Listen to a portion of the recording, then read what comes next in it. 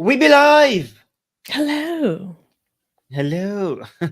Wait, we're not live on Facebook. I don't know why. It looks like this stream was okay, fine. One of them. We're not live on one of our Facebook pages, but we're good live everywhere else. Hi, everyone. So we are going to be covering the news on religion, secularism, politics, mostly religion, on the most global atheist show in the world. And that means that our news is global, but our audience is global as well. That's freaking right. Guys, let us know. Yeah, look at this. Zaid is watching from Jordan. Guys, keep telling us where you're watching from, because some people still don't believe that we have the most global both news and audience. So let us know where you're watching from. Oh, look at this. Somebody talking to us in with an Hebrew name. See, we're pretty global. Sup. Somebody's saying sup, probably from Israel. Like from Georgia, and we also Oklahoma. We also got our first super chat from Turkey. Thank you so much, Erkin. Saying hello, all fellow fresh out the gate. Arminists. If you have any Susanists, can you also send us a super chat? Thank you so much. What? You start something. You want to read that one? What is that? Oh, this is so funny. We should get. I'm going to highlight that when we actually start the news. Oh, okay. That's about the news. Oh, Nasrin from Sweden. Lucky. You want to read some of these? Thank you so much for being here. Mehran in Finland, Hammers in Minnesota. We have a Hindu nationalist from Nepal. Oh, wait, no. He's saying JK. So not a Hindu nationalist, but I'm assuming still from Nepal. Yes. And yeah, here. Raziel from Maryland. And what else do we have here? Arab Shah from the USA. Yeah. And Indiana here as well. Oh, India. Sorry. All right. West Bengal. So guys, keep mentioning that to us. I'm not gonna keep highlighting all of them, because if I do, it's gonna take forever. But keep letting us know for other people to see. Poland here. Kiko from Poland and New York. All right, I'm gonna stop. So Susie, the news today, is it mostly heartwarming, tragic, funny, ridiculous? What do we have? It's mostly going to be us raging at Gen Z and TikTok. Mostly. Okay. We're here for the rage bait. Rage bait. We have one news that's also from Iran, one news from India, and also a very funny AI Jesus story that I think is worth sticking around for. Okay, so I'm ready to get angry, because I think like, oh my god, what are you doing to us today, Susie? Okay, fine. It's fine. We can get through. We can go through this. You know what? It needs to be said. Is it clappable? Can we clap for the first news? I mean, we're gonna all rip our hair out together. That's what's gonna happen. That's fine. Let's just clap. Nobody died, okay? So we can clap. All right. First news. Progressive Americans are converting to Islam. The feminists have discovered the Quran, you guys.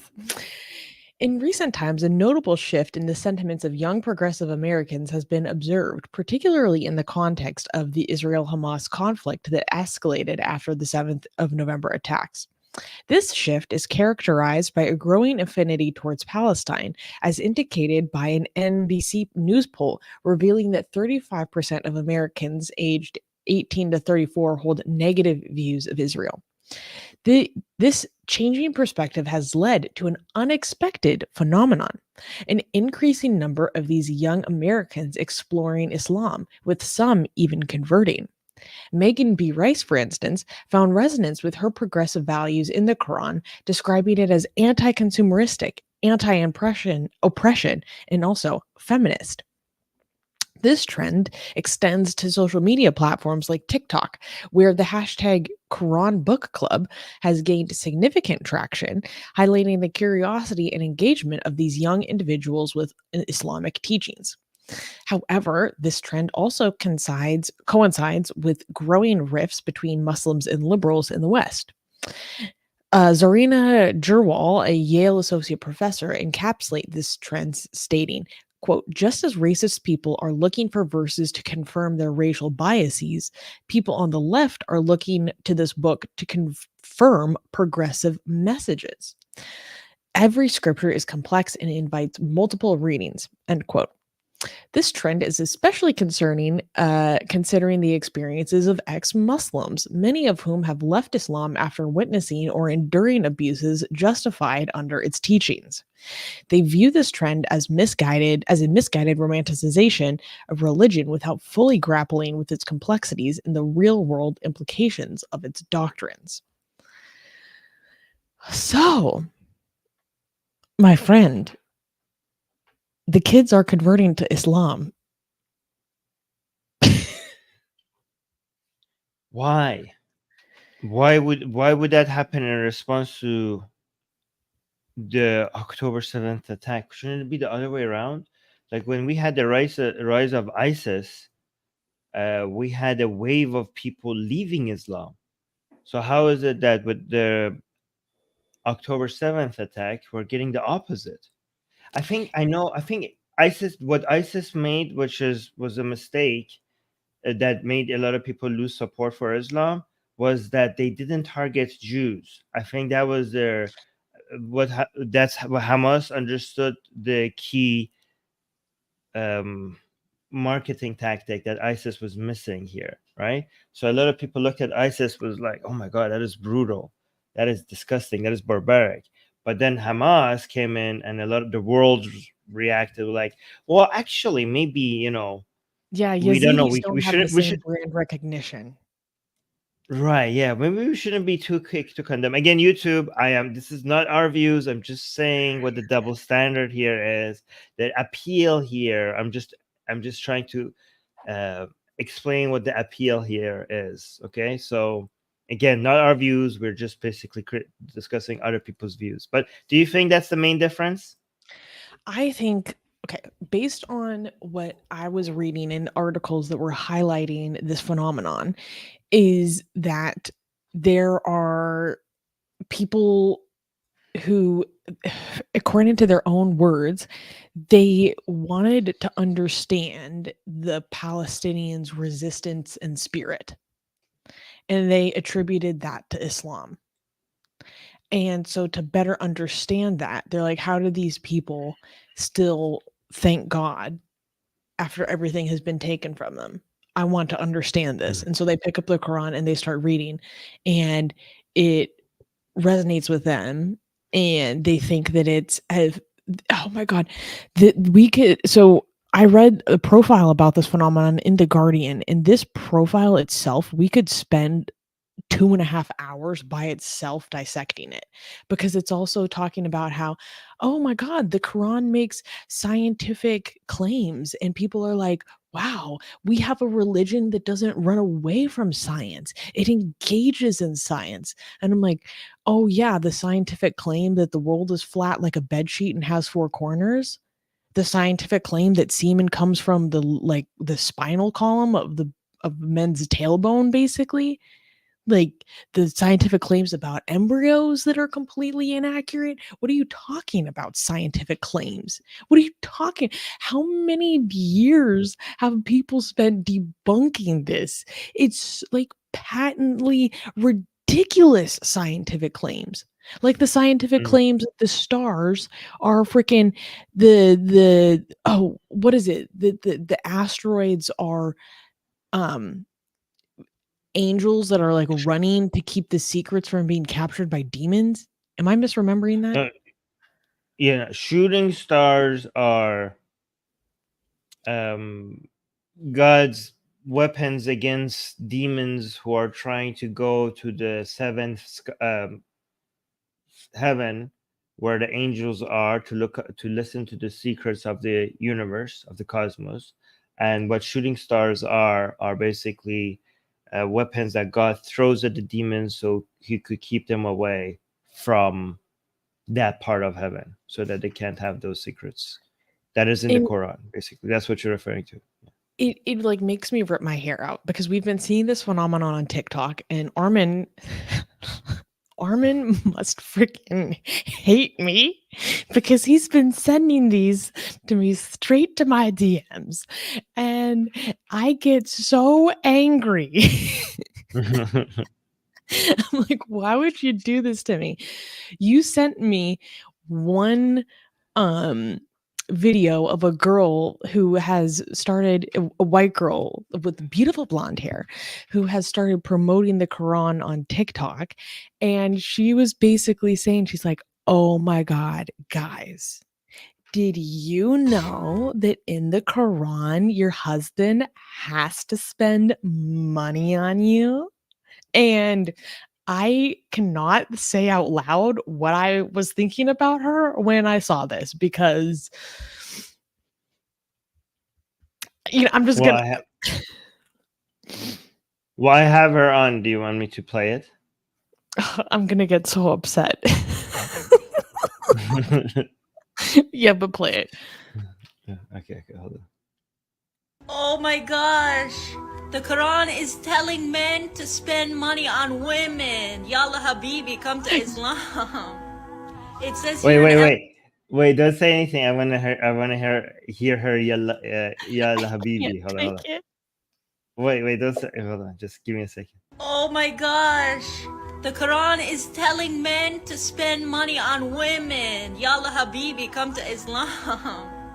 It says here in Al-Nisa, number 34, men are protectors of women because God has made some of them excel others and because they spend their wealth on them. Yalla Habibi, come to Islam. It's so nice over here. And also, and give the women their dowries willingly, but if they of their own accord remit any part of it to you, you may make use of it. You have to pay women their dowry. Pay women, give them their money. This is so incredible. I have never heard of a religion that upholds women to such an amazing level. Wow. And encouraging the men to protect them, to provide for them, to take care of them. Islam is at the top for women's rights and giving women a very high status in society. Literally just hearing this again, like, I'm gonna throw myself off this chair. I'm gonna throw myself out this window. I can't freaking take it. Yeah, Zaid is making the immediately obvious point. Oh my god, guys, did you know that the Quran says your husband can beat the shit out of you? Like, all right. Yalla Habibi, Habibti, did you know that because your husband is your protector, that means that he's your property and he can do what he wants with you, essentially? Okay, so guys, he's instructed to put his hands on you. Okay,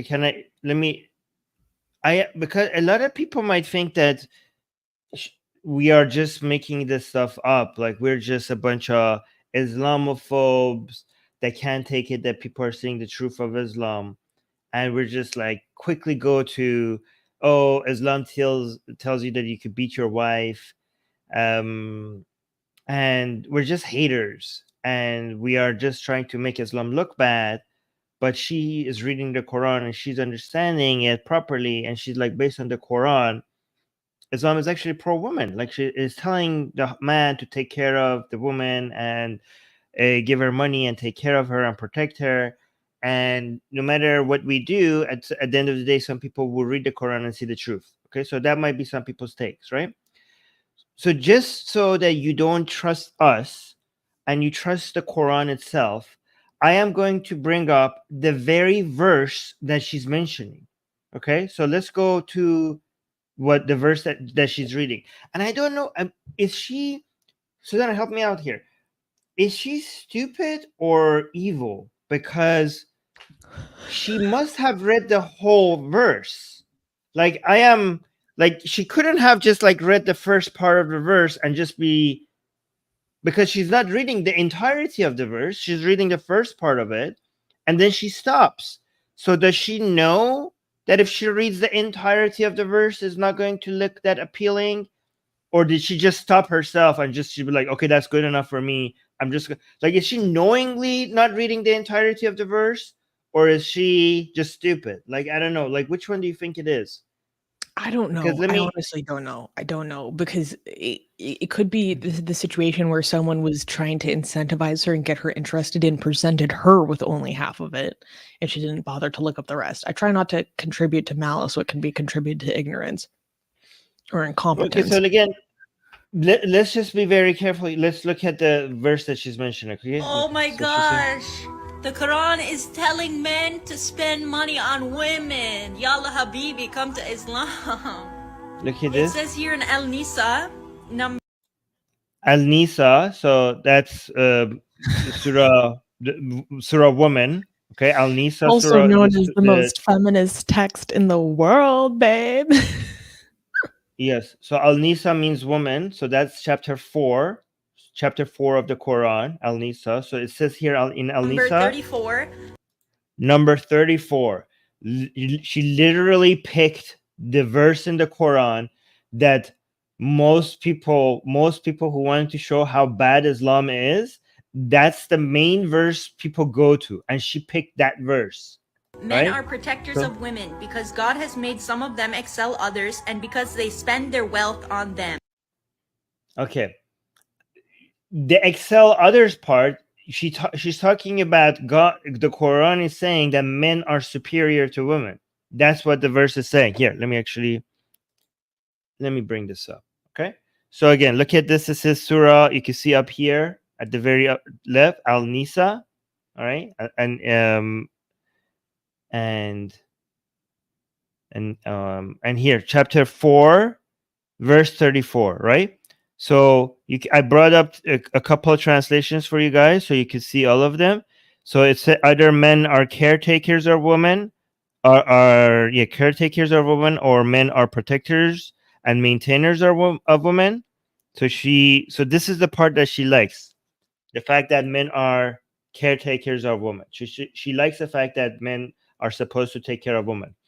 But here's the part that is not really feminist, since Allah made some of them excel the others. Or here you can say, because Allah has made one of them excel over other. So basically, God is saying here, because God has made men better than women. So this is why men are supposed to take care of women, because women are not complete. They can't take care of themselves. Men are better. Men are better in many different ways, and that's why it's kind of basically treating women like children, like they can't take care of themselves. Deficient. Yeah, well, not just intellectually. Yeah, I mean, deficient in many different ways, not just intellectual, but yeah, definitely intellectually as well. Okay, and because they spend out their, what they possess, right? So, but then again, the rest of the verse is this is not even the most damning part of the verse. The fact that men are superior than women here in this verse, it says so. That's not the most damning. If she read the entire verse for you, it keeps getting worse and worse and worse, right? So it continues like this. So the righteous women are obedient and guard the property and honor of their husbands in their absence, with the protection given by Allah. As for women of whom you fear rebellion, okay, here it says rebellion, here it says,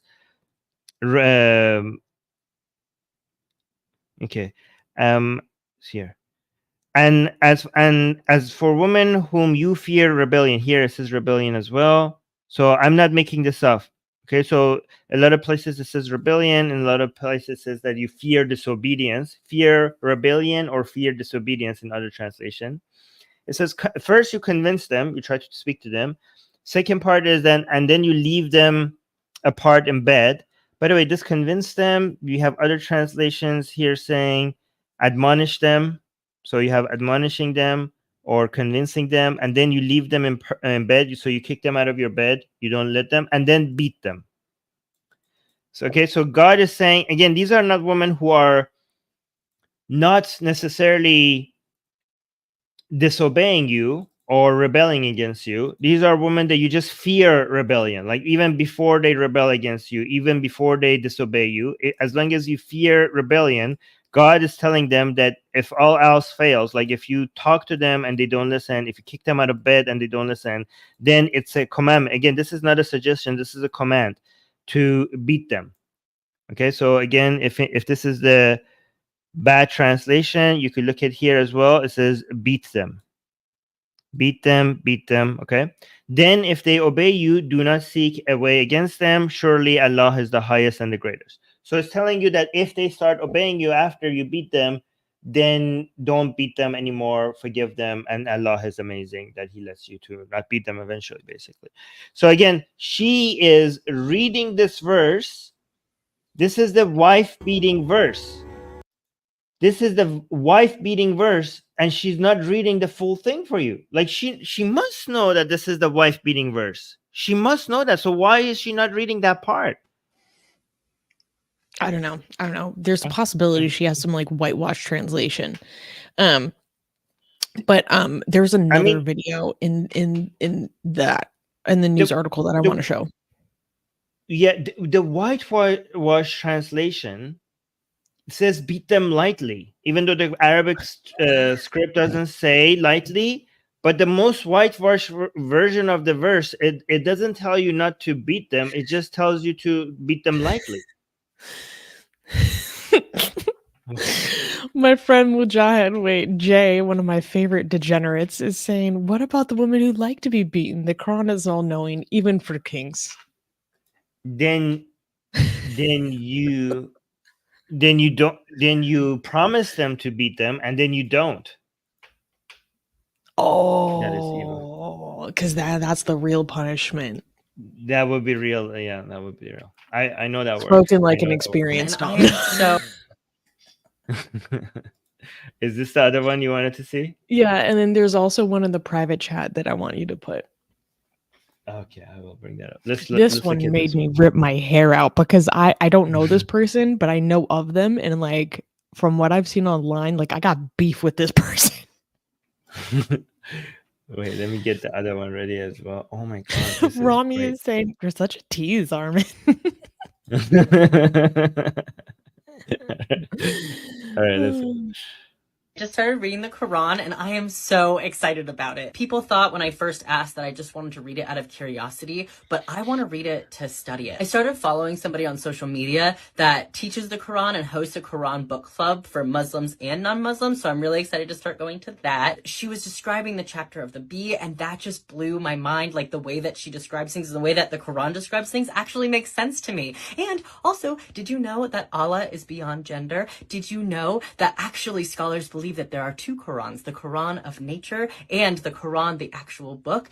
And did you know that each chapter is named after a natural phenomenon? I don't know, this whole book is just blowing my mind and I am so excited. I got sticky notes so that I could mark out things that I was drawn to, and I'm not even through the first chapter and I already have a bunch of sticky notes. I'm definitely gonna have to buy more tabs. I'm honestly having a whole revolution with myself where the way that I describe the universe and the things that I believe in are actually described in the Quran of believing in Allah. And I've never thought that I believed in God before, and now I'm really having a revolution of self of I think I actually believe in God. If you've been curious, I really recommend it. There are a lot of people who are converting. There's a lot of people who are reading it. I'm not saying I'm going to convert. I'm not saying that I wouldn't. And I don't know. I know that this is exactly what I need right now. I just wanted to say thank you and just point out how excited I am. Amazing. Zaid had a comment saying, Susanna, why are you doing this to me? I thought we were friends. Okay, well, guys, Armin sent this to me and I had to suffer, and now you have to suffer too. You're welcome. And just in case you guys are not understanding what that was, that is a person who is female, who is taking testosterone and has had a double mastectomy to cut off their breasts and is openly non-binary and pushes, like, for lack of a better term, like non-binary rhetoric. This is a creator on TikTok who refuses to condemn Hamas because Israel is a colonizing state, refuses to condemn Hamas. Which is crazy to me because there are people who are part of legitimate national liberationist movements and they would never do the stuff against a colonizing power that Hamas has done. Because Hamas doesn't act like like other nationalizing liberatory resistance movements. Okay, but that's besides the point. And this is the same person that calls other transgender people who disagree with their specific form of transgender ideology, whatever you want to call it.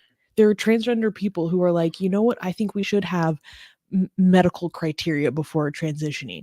There are transgender people who are like, why are we should acknowledge and be proud of our biological sex. That's part of what makes us trans. And that creator that I just showed you calls those people violent for having that opinion, for sharing that opinion, but refuses to condemn Hamas. And it's the same person being like, did you know that Allah is gender neutral? Unbelievable. So I have another video. By the way, before I share this video, do you mind saying this? Because you said at the beginning, instead of saying October 7th, you said November 7th.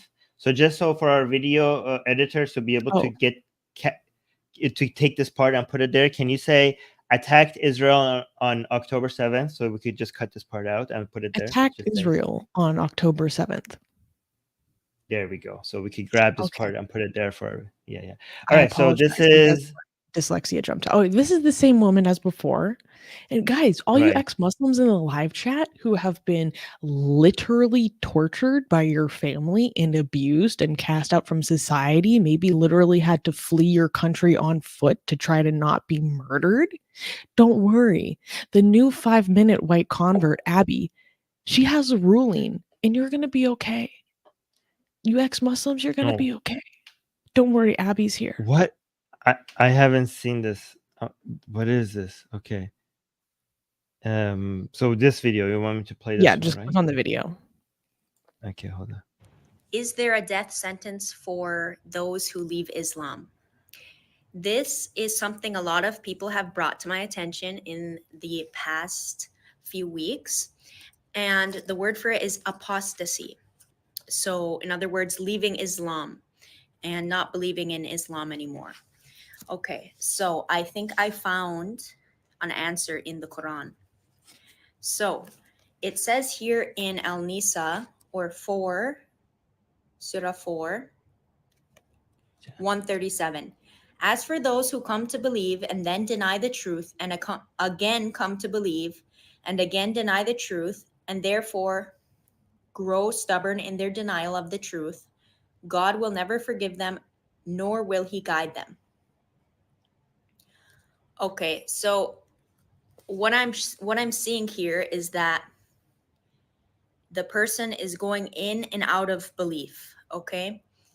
It's showing that in the Quran. So if a person were to be killed as soon as they stopped believing or they left Islam, how could they have the opportunity to come into belief and out of belief again, as it is showing in the Quran? She doesn't understand the rulings. So based on the Quran, which is the ruling source for all of Islam over any hadith, I do not find that the death penalty is able to be applied to apostasy or people who leave Islam. Because it's saying here in the Quran that people are going in and out of faith, and they would not be able to do that if they died the first time. And about the second part of this verse, about God never forgiving them or guiding them, this is if they grow stubborn in their denial of the truth. So if someone is dead set on not believing in Allah, Allah is not going to force you to believe in him, okay? So if your heart is open and you want to find Allah, he's there. But if your heart is closed and you don't want to find Allah, you don't have any intent to find Allah, then he will not force you to. All right, so two things. First of all, it's not like thank you, sister, for the ruling. All right. So hold on, let me write this down because I might forget the 2 points that he brought out because they're so wrong. She says that because people, Allah is pointing out to people who are coming in and out of Islam, that means that you shouldn't kill them, because how could you come back if you move out of Islam? How could you come back into Islam? So if you're killed, right? So it's not like a code that you write when somebody comes out of Islam, they just automatically get deleted, right? Just because you haven't had the opportunity to kill every single person who leaves Islam, that doesn't mean that you shouldn't when you can.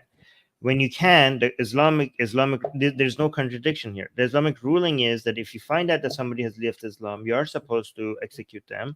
But obviously, you're not going to be able to do it all the time. Your responsibility is, well, not your responsibility. The responsibility of the Islamic ruling, like if you have an Islamic state, is to execute whoever leaves Islam.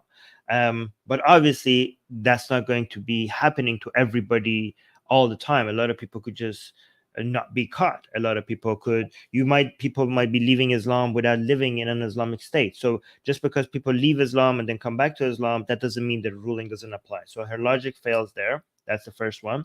The second point that she brings is that Allah doesn't want to force you to come to Islam. Well, she literally just read us the verse that tells you that Allah will never forgive you for these things. This is an implied force. Like, if you consider, if you punish somebody for not making the decision that you want, like even not just the execution of people in this world, if you believe in Islam, you actually you believe in a bigger punishment. You believe in the punishment of eternal hellfire and torture, right? So if that cannot be considered force, then what is the meaning of force? If you say that if you don't come to Islam, I will burn you forever, that's literally what we mean when we're talking about forcing people. And that's exactly what Allah is doing based on the specific verse, based on the exact verse that you just read. So there's that. I mean, that doesn't, I don't know why I'm telling these I don't people are know, but beyond it's logic. also So I know they're not even trying. What drives me crazy is that it doesn't even take that long of doing research to understand that out of maybe not all, out of most of the conservative schools of thought, the way of handling that situation is for men, if they are known to be apostates and they are captured, they have 3 days to repent before they are executed. So she's saying, well, like, how can her guys, I love her phrasing. I have found I have found in the text that, okay, well, how if we kill them, then how are they going to return to Islam? They're no. Habibti, girl, if they are believed to have committed apostasy and they are captured, they are given 3 days to repent under duress. And if not, like you say, there is no forgiveness. And what do you think happens after that? According to the other conservative schools of thought, if there's a woman who's found to be an apostate, the way of dealing with her, and according to what I have read, my understanding, my research, is that they don't execute her. They just beat the shit out of her. But don't worry, there's no compulsion. There's no compulsion. There's no duress. It's absurd. So it's true in Islam that there's no compulsion in religion. It's a very specific part of Islam, right? So it's true, but people apply it in places where it doesn't apply, right? So what is not a compulsion is for you to become a Muslim, okay? So as long as you're people of the book. So if you live under Islamic ruling, you are allowed to remain a Christian or a Jew as long as you pay the jizya and you live under the submission of Islam. So that's specifically what I mean when they say there's no compulsion in religion. But there is a compulsion in abiding by Islamic rules.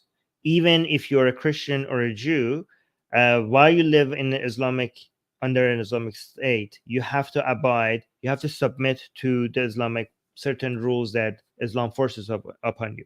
So Islamic rules, there is a compulsion in Islamic rules. There's no compulsion in you converting into Islam.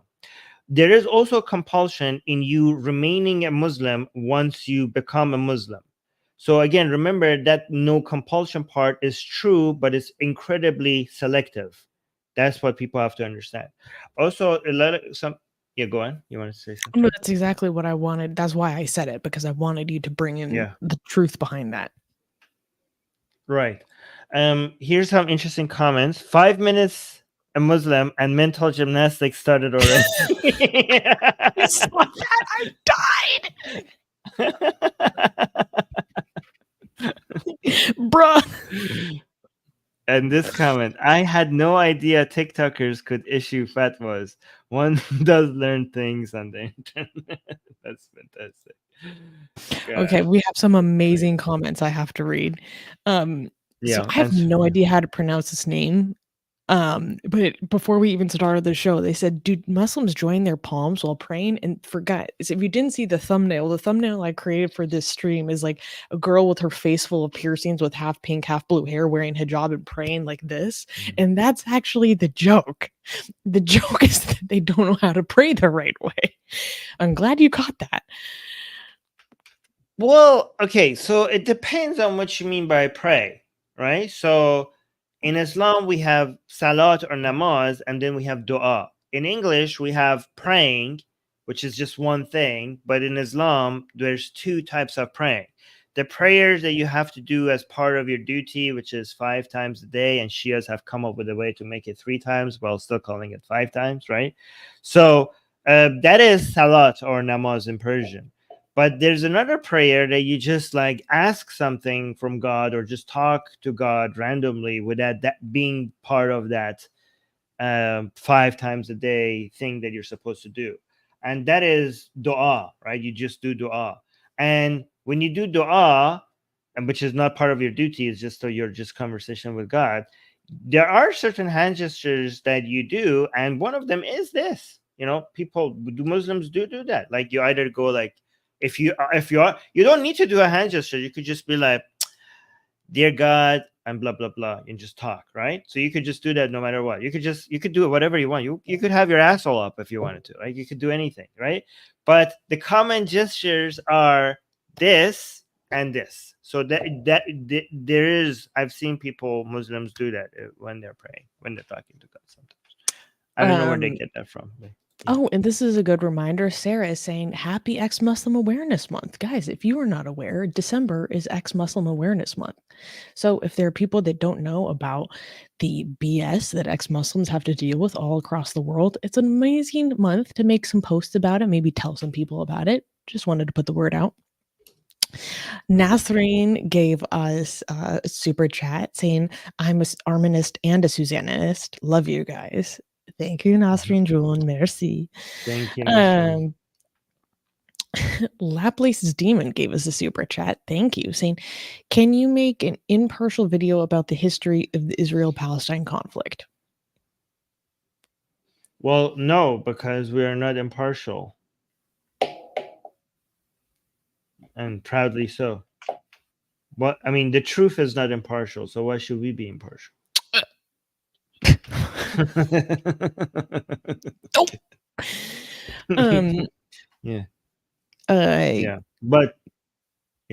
I might do debates on that. Yeah, so I might try to do some debates on that. Yeah. And then because we're talking about Gen Z, Schitz is saying, "Susanna, are you Gen Z?" I'm like right on the edge. I'm right on the edge. And however, I say that I'm a millennial. I'm like I'm one of the last few years of being a millennial. But the number one thing that makes me a millennial, is that I remember 9/11. Ooh. I say if you cannot remember 9/11, you're not a millennial. Because I have people that are born within 1 year of me that don't remember. I'm like, you guys are Gen Z. I remember that. I mean, I was like, it was before I was even in kindergarten, but I remember it. And that shaped a generation. So I'm a millennial. Erican gave us a super chat saying, "In Islam, the only thing a woman can refuse is their dowry." Is this accurate? Well, not the only thing, but they can refuse their dowry if they want to. But it's not the only thing. Yeah. Okay. But yeah, And but I see the point. I see the point. yeah. Newman gave us a super chat saying, I apologize for her and I love you too. Newman, you don't have to apologize for anything. You are, Why is she apologizing for? unless you're the person feeding Abby verses out of context, you have nothing to apologize for.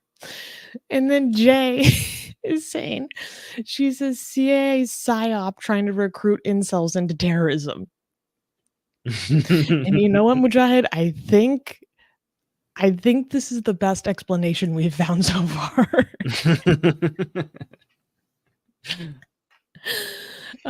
Asian American gave us a super chat saying, I wonder what her archive of our own history is like. For those who don't know, archive of our own is like a fan fiction smut website, essentially. She might have a submissive kink. In the Omniverse, in the Omegaverse, excuse me, many fics are of strong alphas marking and nodding their omegas. Gaijin, why would you bring that up right now? I'm not going to explain what any of this means for people that don't know. Oh my god. Gaijin also is saying, what should we call Gen Z School of Islam? I don't know. I have to think about that. Gen Z. And he's also saying, Yeah, not gonna guys, lie, leave a comment. Yeah, exactly. What should we call the Gen Z School of Islam? We need a new name. Yeah, guys, this is the question of the week. Leave your answers in the comment section. To maybe, our friend Rivka always has the funniest jokes. I feel like we should have something. She always says Wokistan or Wokadiju for like really regressive people that support essentially like. No, but specifically with regards to their it being a school of Islam. Let the people decide. Let the people speak. So after the show, guys, leave your comments. Gaijin is saying, not gonna lie, the call to prayer in Quran is low-key soothing. Or lo-fi is soothing. I mean, for people who haven't been living under Islamic theocracy, I can see that happening. I mean, there's a lot of things regards to the traditions of religions, even though the religions teachings themselves are barbaric and bring poverty and misery. A lot of for the sake of their survival, a lot of things in Islam and Christianity and Judaism were made beautiful and interesting and artsy. So and the good thing about being an atheist is that you could enjoy that. I could enjoy the beauty of a cathedral without having to believe in the nonsense of Christian theology. I could look at the beauty of a Hindu temple and enjoy it as an atheist without feeling like a hypocrite, because whatever is beautiful is beautiful. I don't have stupid rules for myself trying to be like, oh no, I cannot enjoy, if I see an Islamic song, for example, that is beautiful and that is enjoyable, I'll just enjoy it without believing in the nonsense. Easy peasy. And Rami is saying she found this made me laugh so hard. Thank you for the super chat, Rami. Saying she found a loophole that even Ibn Taymiyyah couldn't. That's good. Zaid is saying this seems to me like satire designed to trigger ex-Muslims. I refuse to believe that people can be that idiotic. I promise you guys that this is 100% authentic. It is sincere, because when I was living in Oakland, I knew this girl who was like non-binary, would wear her makeup literally almost like a clown all the time, like one of those punk types, like an anarchist, Antifa, wanted to shoot cops dead in the street, and converted to Islam and started wearing the hijab while still doing the full like damn near clown face paint and still saying that they're non-binary and all this stuff. So I know these people in real life. It's real. They think that it's anti-imperialist and all that. For those far left people, that's what they like about it. It's real.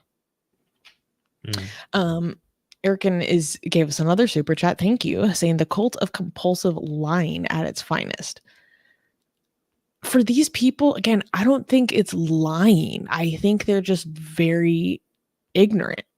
like I try not to contribute to malice what can be contributed to incompetence.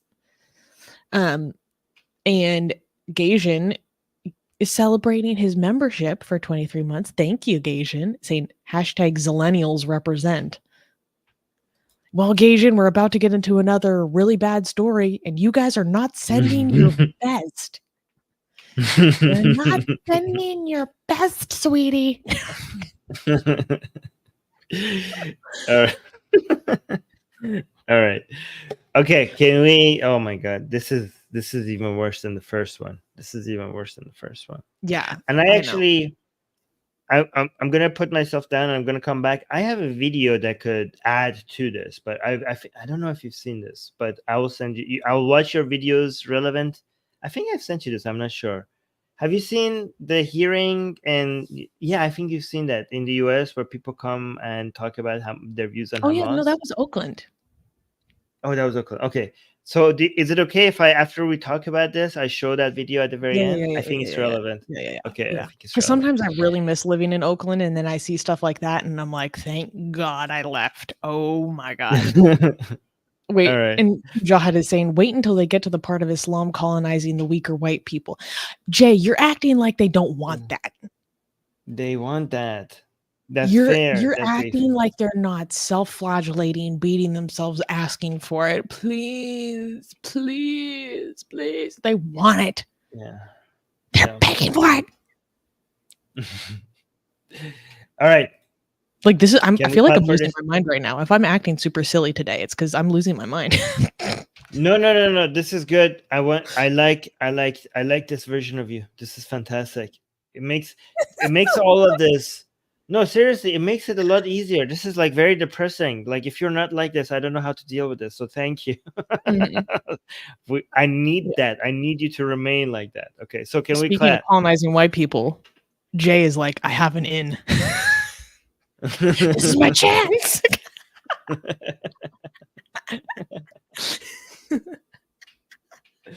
All right, guys, we got it. Okay. Can we clap? We can clap. Mm-hmm. Next news. Are you gonna pull yourself down? I thought you had to go. There we go. Okay. Next news. Gen Z has a problem. They're promoting Osama bin Laden on TikTok.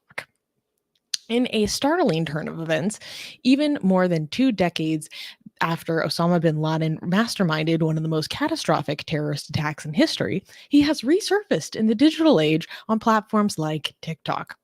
This resurgence is fueled by Gen Z content creators sharing a 2002 letter written by bin Laden, originally published by The Guardian. In this letter, bin Laden rationalized the 9/11 attacks and condemned U.S. support for Israel, among other geopolitical stances. The letter, replete with homophobic and anti-Semitic rhetoric, well, I would say even conspiracy theories, has sparked heated discussions among young social media users about U.S. foreign policy and the Israel-Hamas conflict. This phenomenon reflects not only the power of social media to resurrect historical figures, but also highlights a critical gap in American education about 9/11 and its aftermath. As one TikTok user put it, quote, "We've been lied to our entire lives," underscoring a profound disconnect between the historical narrative taught in schools and the perspectives gaining traction among the younger generations online. This trend raises serious questions about the dissemination of extremist views under the guise of political discourse, especially among youth largely unfamiliar with the immediate impact of bin Laden's actions. So, yeah. Just saying that this is old news. I'm not even gonna lie. This broke my brain so badly that I couldn't even touch it until now. So that's why we're covering it now. I mean, it's not old news. This is just last week. So, and again, this is 2 weeks ago, sweetie. That's old news. Get with the program. Yeah, but we're not here just to report the news to you. We're here to discuss it and give our views and your views on it. So basically, that's what we're here for, right? But yeah, I know everybody knows about this, but can we play some of the videos? Oh God, I'm gonna get upset again. Okay, go ahead. This morning I read Letter to America, which is Osama bin Laden's letter to America explaining why he attacked Americans. And I am ashamed to say that I not only have never read this letter, but I didn't even know this letter existed. It's wild, and everyone should read it. If you haven't read it yet, read it.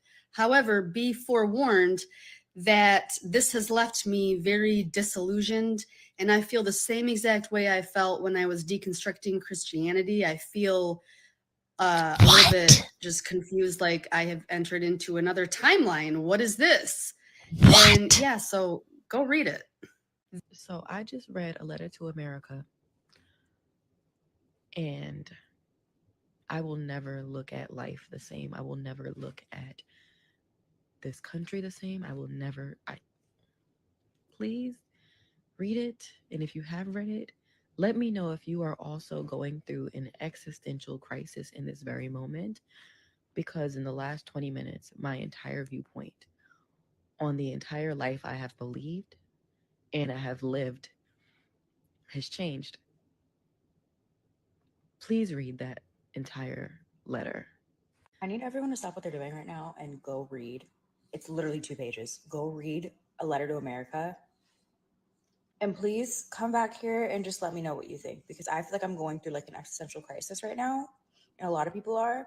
So I just need someone else. I need you to stop what you're doing and go read A Letter to America. It is literally the craziest thing I've read in a while. And while I can't say that I'm that surprised, I am pretty shocked. So go read it and tell me what you think, because I really also need to talk to other people about this. And actually, before you even read the letter, I did want to mention, in reading the letter, I could only think of this tweet that I saw the other day.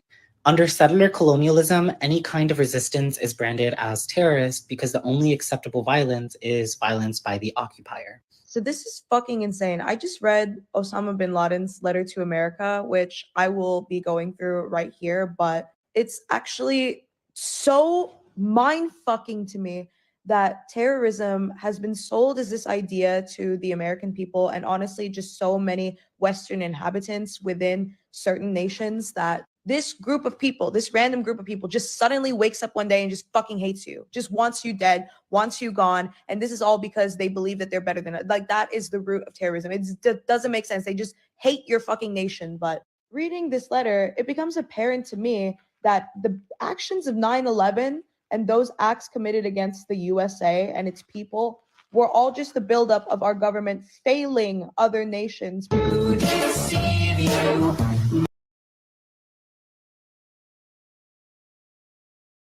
Okay, that was music. We cannot play that. That's like that. We're gonna get a copyright strike for something like that. So let's just be careful with that. But I think we get the point. Let me actually pass this one. Maybe we get because I want to hear the rest. Hold on. I want to hear the rest, but I don't want to play the one that has music. Oh, great. Twitter always F's with me.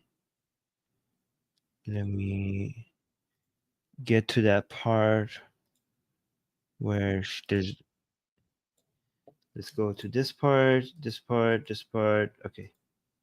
Past the music part. Wow. Look at Twitter sucks. Twitter sucks. I'm sorry, but it sucks.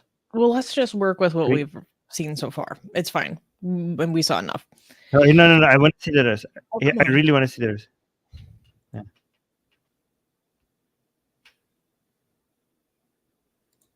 Oh, here.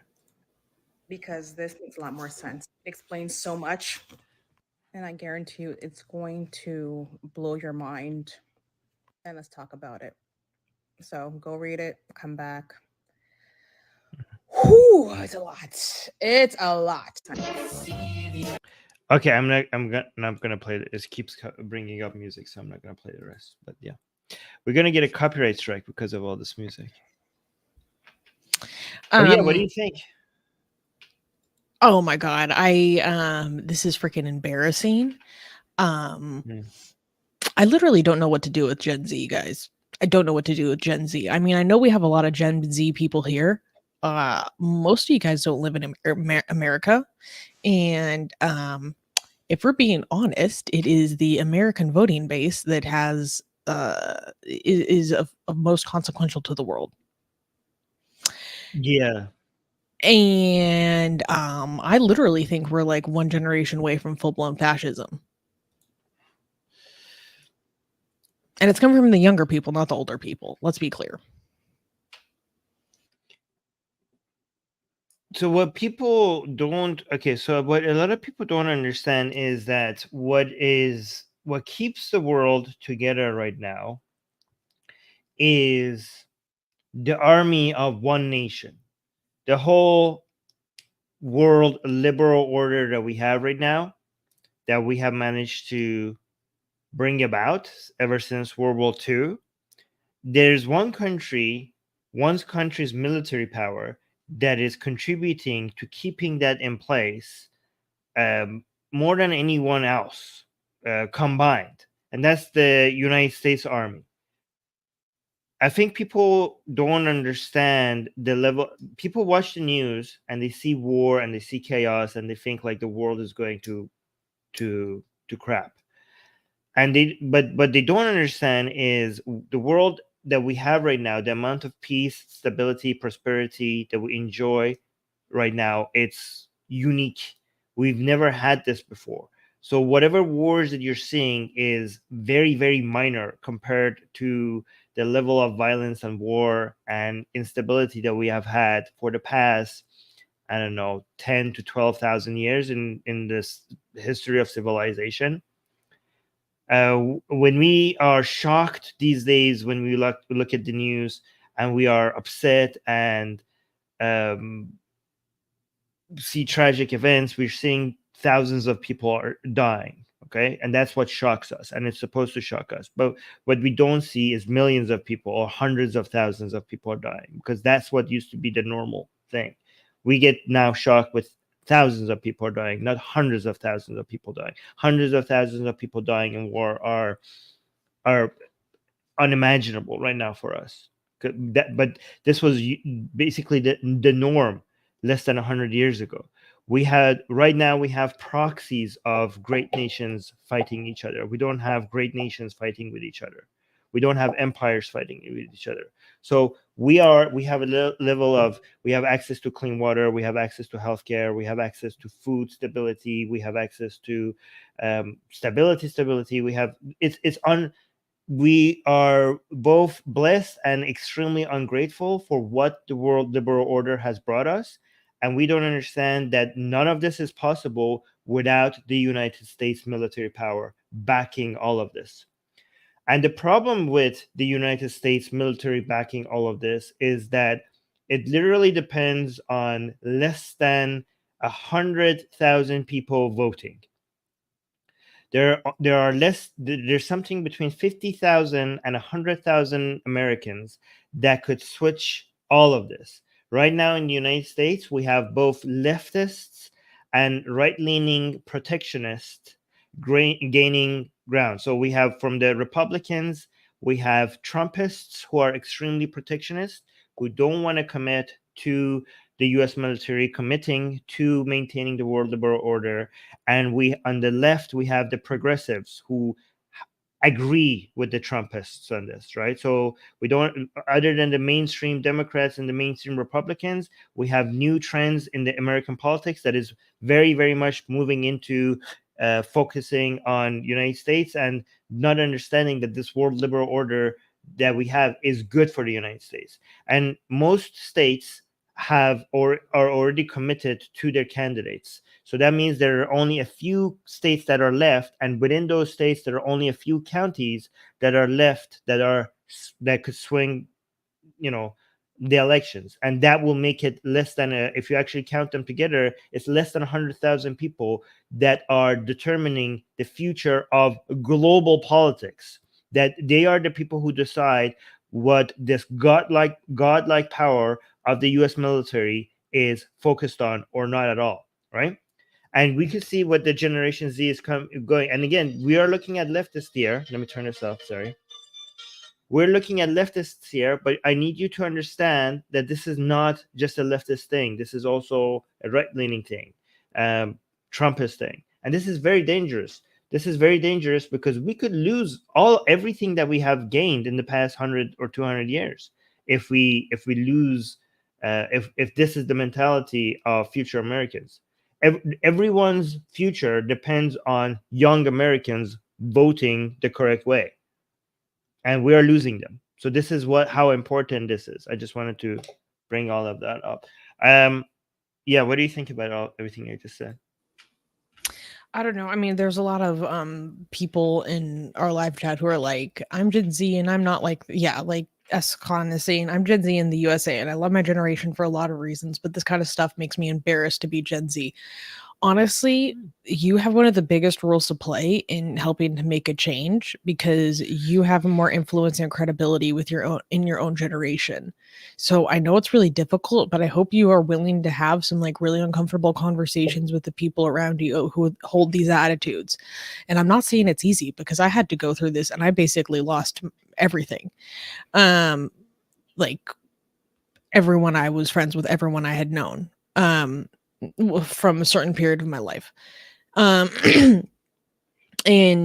we need to really call this out. I mean, it's really, really disgusting. And it's so like clownish. It's like, I read Letter to America. I'm having an existential crisis. This is life-changing. And you go read it. It's like virulent anti-Semitic and homophobic conspiracy theory. They're like, oh my God, this is awakening. It's anti-imperialist, like left-leaning, facial piercing, likely non-binary people being like, oh my God, the anti-imperialism. Oh my God. And then I'm like, what about the straight up virulent Jew-hating conspiracy and homophobia? That didn't cross your mind at all? And what people need to understand that this letter is ultimately a recruitment tool, and it uses the guise of cultural or geopolitical reasons to help bring people who have been disenfranchised into this line of thinking. It's propaganda and a recruitment tool to help make these kinds of actions palatable to people by calling upon and speaking to the people that feel disenfranchised by the systems that they live within. This isn't rocket science. Exactly. He speaks this way for a reason. He's speaking to certain problems for a reason. And it's also very much couching other serious motivations behind what he's speaking about. And what was so interesting is when this was going viral, I saw so many creators that I follow that grew up in the Middle East whose countries and families have experienced decades and generations of war, losing their mind over the fact that this is being generated primarily by, like Americans. They're like, you have no idea what this rhetoric, the cost it came to generations of my family. And they were trying to speak out and cry out about their experiences. And suddenly the lived experiences of these people don't matter at all. From a movement that is fixated on preserving like a holy edifice, an untouchable edifice on top of a pedestal of the lived experience of people of color and the colonized and all of these lingo that they used. Suddenly, when these people are calling out and being like, hey, do you even understand the consequences of what happened because of this? Do you know what that meant to my family? Do you know what that meant to the women in my life? Do you know what that meant to me as someone who doesn't want to live under this ideology, as someone who's gay? Suddenly, the lived experience, this holy edifice, is just thrown out the window. Because you know what? No, this is the wrong narrative from a POC. That was perfect. Very well put. Embarrassing. So hypocritical. And this is the kind of stuff that made me leave this movement altogether, because you start to notice these hypocrisies. You start to notice the inconsistencies. And once you start to notice one, you notice it again and again and again and again. And then the whole artifice falls down because it is not internally consistent. That was a personal rant. But there was something else you wanted to show? Oh, the Oakland thing. Oh my God. So when you guys ask me for context, guys, this happened in Oakland, this happened in the Bay Area. And if you don't know about my story, I used to be this person. Believe it or not, I used to be exactly the kind of people that you're about to see on this. I mean, I never went to say this kind of nasty shit at a city council conference or a council meeting. Let me be clear. I never went up and said this nasty shit at a city council conference, but I was surrounded by these kinds of people. I was embedded in these communities. I was embedded in these groups. I lived it. I seen it. I have witnessed these people go smash property, destroy cop cars. I've had the Berkeley police fire pepper spray at me. I've seen people go and vandalize the frickin' Navy recruitment office. I participated in occupations of the Department of Homeland Security office. Like, I lived this. So like, I have firsthand experience. This is not an exaggeration. There are more people like this than we even see on this camera. Because I lived in Oakland specifically for over a year. I lived in the Bay Area for almost 10 years. I was radicalized there, and you're about to see why. Yeah. By the way, guys, this is some very spicy stuff. So please like the stream. Again, we need you guys to like the video to get what we're showing you in front of more eyeballs. So please, the least you could do is just spend half a second and like the stream that you're watching. All right, so let's get into this. There's not been beheadings of babies and rapings. Israel murdered their own people on October 7th. Calling Hamas a This is a major conspiracy theory that people are saying that it was the Israeli military themselves. It's unbelievable that people are believing in that. We're watching. Calling Hamas a terrorist organization is Yeah, go on. Holocaust denialism in real time. Exactly. calling Hamas a terrorist organization. Let me go back to On October 7th. Calling Hamas a terrorist organization is ridiculous, racist, and plays into genocidal propaganda that is flooding our media and that we should be doing everything possible to combat. I support the right of Palestinians to resist occupation, including through Hamas, the armed wing of the unified Palestinian resistance. As an Arab, asking with this context to condemn Hamas is very anti-Arab racist. The notion that this was a massacre of Jews is a fabricated narrative. Many of those killed on October 7th, Thank you, ma'am. Your time is up. including children, were killed by the IDF. An amendment condemning Hamas is bald propaganda meant to... Thank you. Your time is up. To hear them complain about Hamas violence is like listening to a wife beater complain when his wife finally stands up and fights back. Question. Did anyone else notice that those who oppose this resolution are old white supremacists? There's been a lot of atrocity propaganda ranging from claims of beheaded babies to mass rape. Hamas is not a terrorist organization just because the U.S. and Israel deems it so. Hamas is a resistance organization that is fighting for the liberation of Palestinian people and their land. Wow. And guys, the context of this is that the city of Oakland was trying to pass a resolution about what happened on October 7th. And there was one single line in that resolution condemning Hamas. That's what they were virulently upset about. That's what they were upset about. Yeah, Zaid is saying, is calling Hamas a terrorist organization racist? Yeah, Zaid, as a Palestinian, how does that make you feel?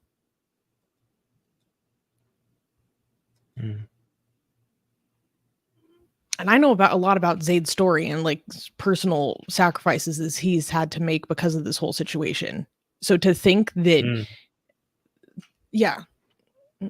to know Palestinians and what they have paid to speak out against this and how it's being called racist, to dispute, to condemn, to dissent.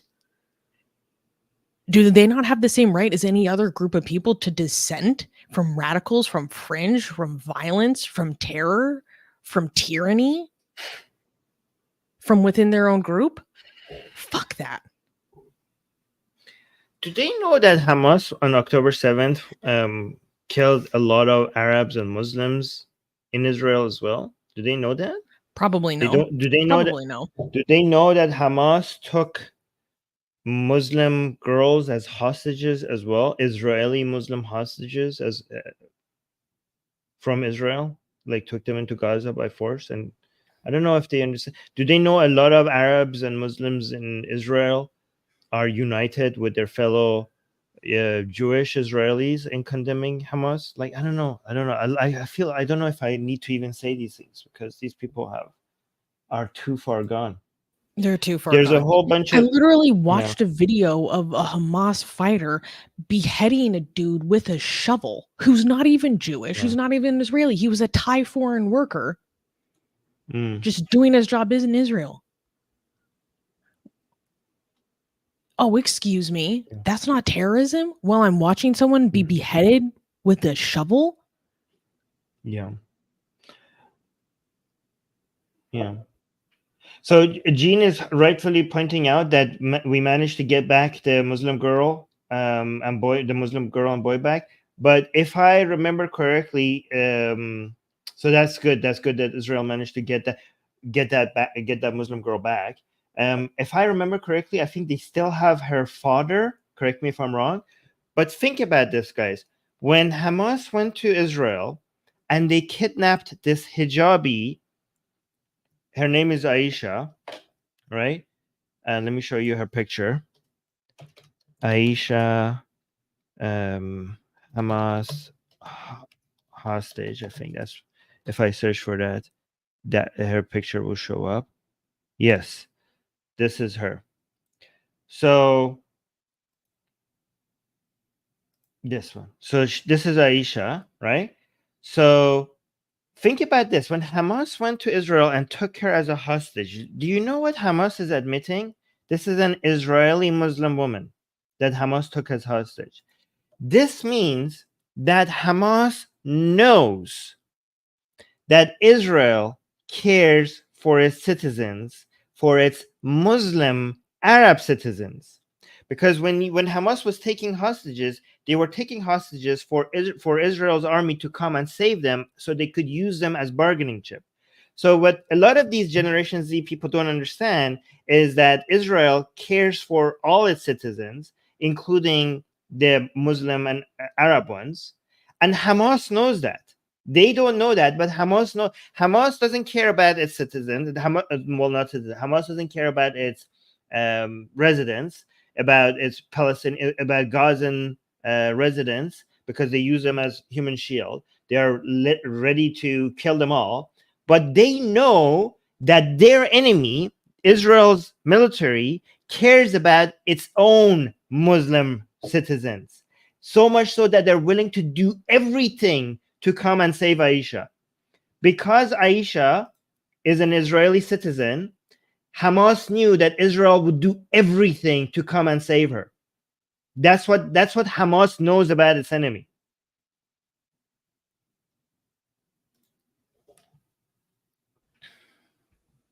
Yeah, this whole situation, like, part of the reason why we didn't even cover it right now is just because I was just so freaking black-pilled over the entire situation.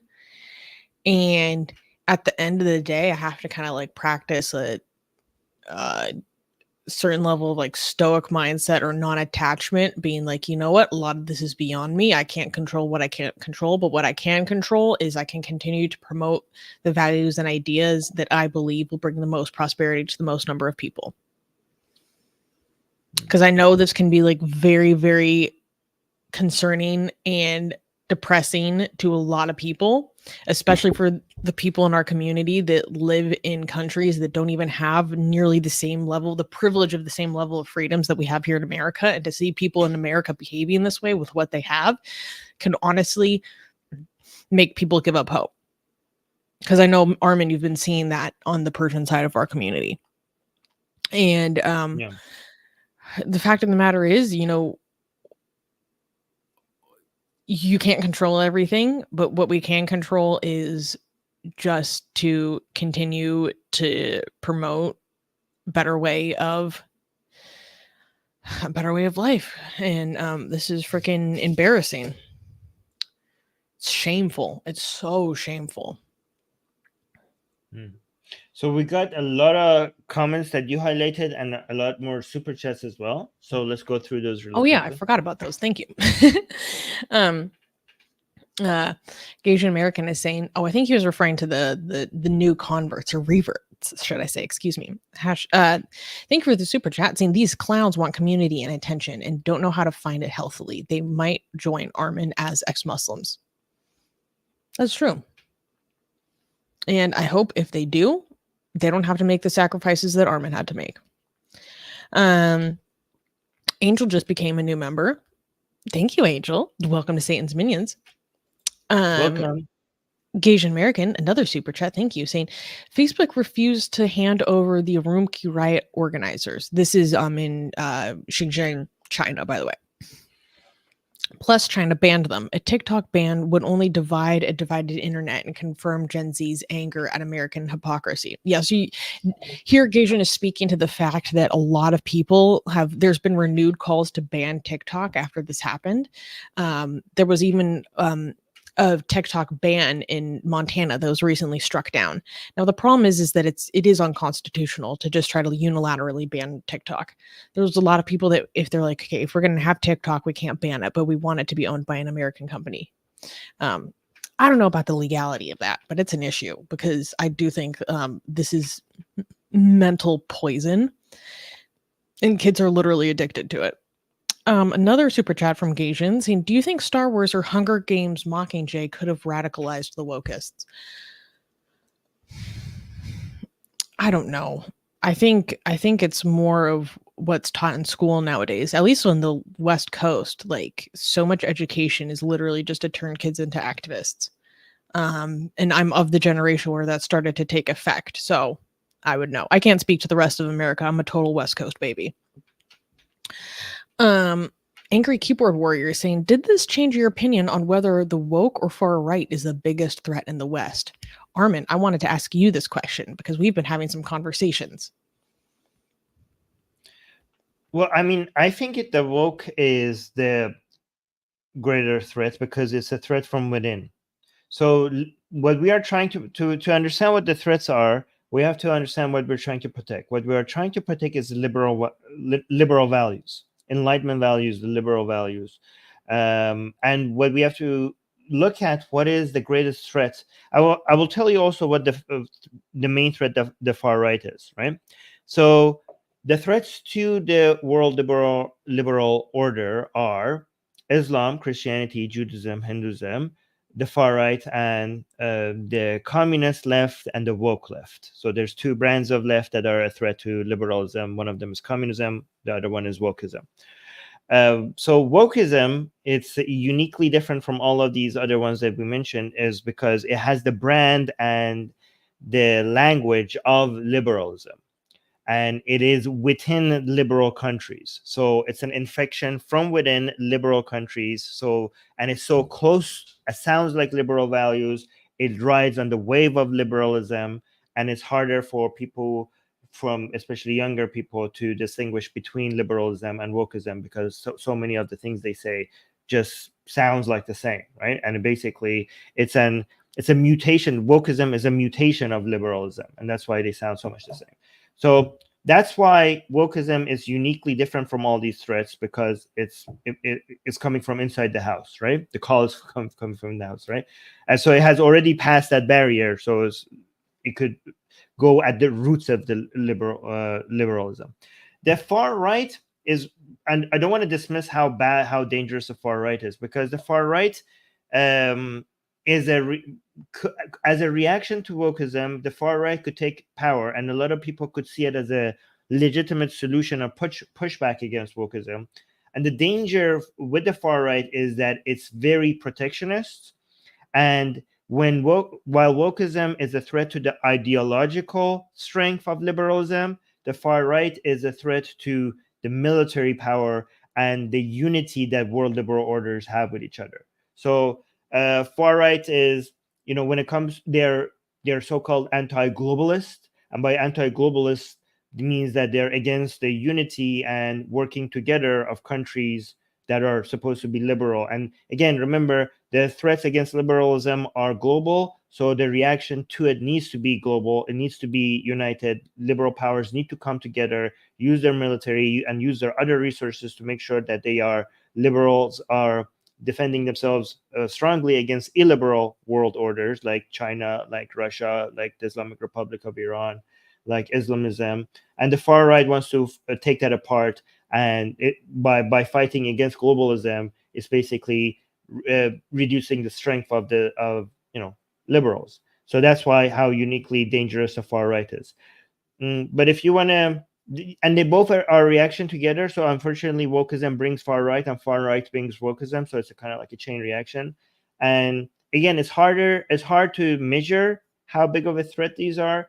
But if you consider the threat from within to be a uniquely special kind of threat, then it could be argued that wokeism is the worst kind, because it also leads to all these other ones as well, all these other threats as well. There's another comment or super chat by All Colors. Thank you. Saying Gen Z has already been shown to refute evidence many times. This isn't different. They're those who believe in astrology and conspiracy theories. They're the same who think that Putin is right in invading Ukraine because Western world bad. Ideology matters more to them than truth. Well, the Ukraine situation is a little different for Gen Z. I mean, it's the full-blown tankies that are pro-Russia. And we followed up with another super chat saying most wokes become tankies later on. That's not necessarily true in my experience.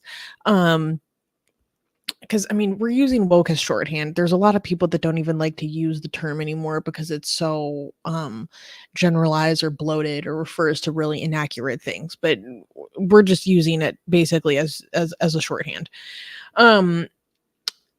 It's really the woke people that have socialist or communist leanings that become full-blown tankies later on. But that's not a lot of other people that are into this diversity, equity, inclusion, DEI stuff.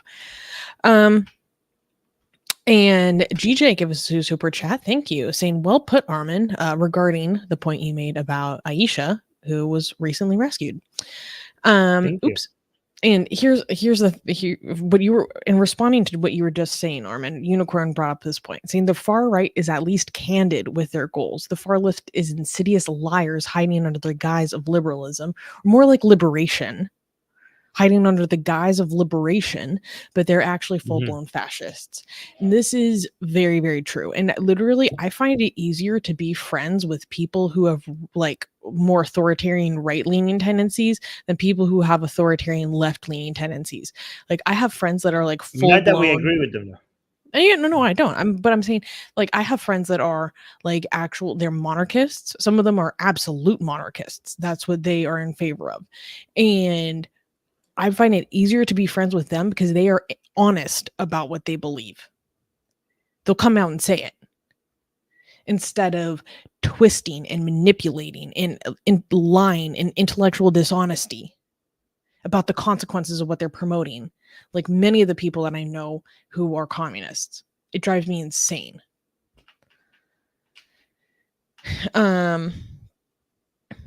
Okay.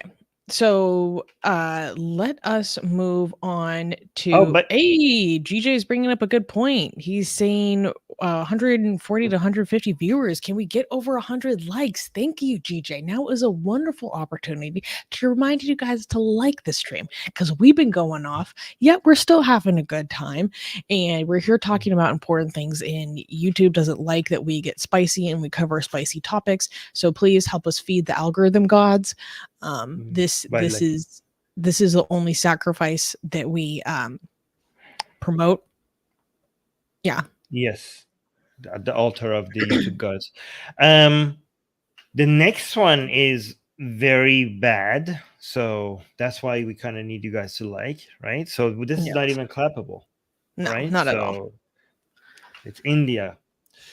Ooh, okay. All right. So I guess just next news. Yes, next news. Insult to Prophet Muhammad. Indian bus driver nearly beheaded in blasphemy attack. In a shocking incident in Uttar Pradesh, India, 20-year-old engineering student Lareb Hashmi was arrested after attacking a bus conductor with a cleaver over a fare dispute, claiming the act was in response to alleged blasphemy. The confrontation occurred on November 24th when Hashmi, infuriated over a ticket fare, assaulted 24-year-old conductor Harikesh Vishwakarma, inflicting severe injuries, including to the neck.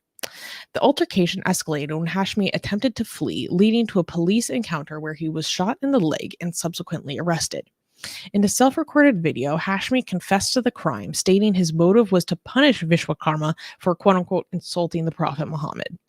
This violent episode has raised concerns about the dangerous intersections of religious sentiments and public safety in India. So, yeah, D is saying he just happened to have a cleaver that day. So, this is, I had serious questions. So, okay, there isn't a lot of information out about what actually transpired between them. So, we say that, okay, there was this guy who was the bus driver, and then we have this guy who was the attacker. Apparently, this guy tried to board the bus and they had some sort of argument over the dispute. At which point, this guy attacked the bus driver and then he fled. And then the police, in trying to arrest him, shot him in the leg. He became injured. He was taken to the hospital and arrested. And so my questions are like, yeah, Zayd is saying, honestly, guys, do you do you just never happen to have a cleaver? So this is a little crazy to me, where I'm like, why do you just have a meat cleaver that you're walking around to the bus stop with? I have questions. So, not to dismiss that there are actual blasphemy incidents that happen like this frequently, but part of me wonders if they had this personal beef. This guy attacked him with a meat cleaver for whatever reason, and then later is claiming it's because he insulted the Prophet Muhammad to make the attack justifiable. Like it's an ad hoc motivation. Because we see that kind of thing in Pakistan like all the time, when there's an attack or a murder for a blasphemy killing, but it's probably over a personal dispute. And then people will just say that allegation to then essentially whitewash what happened and make it totally justifiable and unquestionable about why that attack occurred. But sometimes those attacks actually do happen because of actual alleged blasphemy from the get-go, not because of personal things. So I'm a little bit like, what went on here? But regardless of which situation it was, the fact that people will use this reasoning to justify the attack is itself the problem. The fact that this even could be used as an excuse and a reason to do the attack is a problem. It's a sickness in mentality, regardless of if that actual blasphemy happened or not. But this was a huge story that happened in India when he was in the middle of their trying to arrest him. That's when he went out and made a video and posted a video where he's saying that the reason was because of an insult to the Prophet. I still have major questions about why are you just walking around with a meat cleaver, though? Somebody says it maybe because his father. His dad is a butcher. His dad raises chickens in the city. But still, I still have questions. I'm seeing a video here that seems like I cannot play. It says trigger warning. Like, what is this video? I cannot play it. What do we see if I do play it? It says trigger warning, disturbing visuals. It's part of his arrest. What would happen? He gets shot in the leg. Like he looks like he's running. He's gonna get shot here? Like this is the video that he gets shot. Yeah, so don't I do cannot it. play that for you. Don't do it. It's bad. Okay. Yeah, Dr. Feynman in the live chat is saying Susanna's right. He thought doing so would get him support for local Muslims. I don't know. We can't know for sure.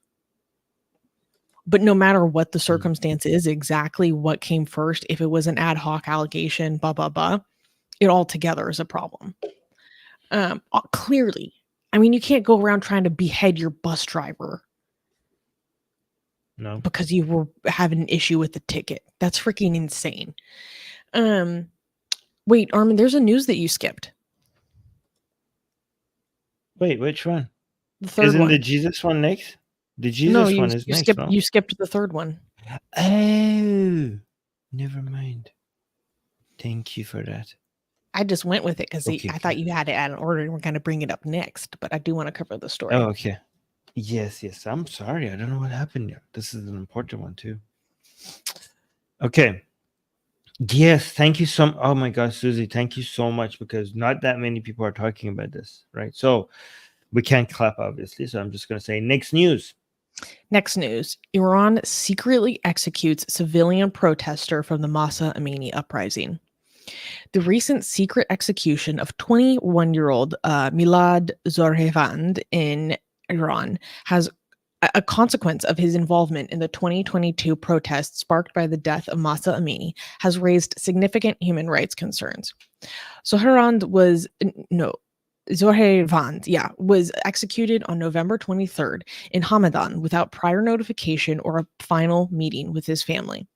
His execution, which was not confirmed by the Iranian judiciary, followed his alleged killing of a member of the Islamic Revolutionary Guard Corps during the protests. The Norway-based human rights organization Hengau reported the incident, highlighting that Zohrevand was denied legal representation throughout his detention and trial. This execution, though, is part of a troubling pattern where judicial proceedings lack transparency and due process. This incident underscores the ongoing human rights crises in Iran, particularly in the handling of protest-related cases. So, this is very important. Let me provide more context. For those who were living under a rock, or maybe you weren't, I don't know. There was a massive uprising in Iran last year, and it was because there was a 21-year-old girl named Mahsa Amini who was murdered in custody of the morality police because of her improper hijab. And it was likely that she was essentially beaten around the head, and she died 3 days later. And this caused an uprising that has been the strongest threat to the Islamic Republic since its conception in 1979. It really shook things to the core.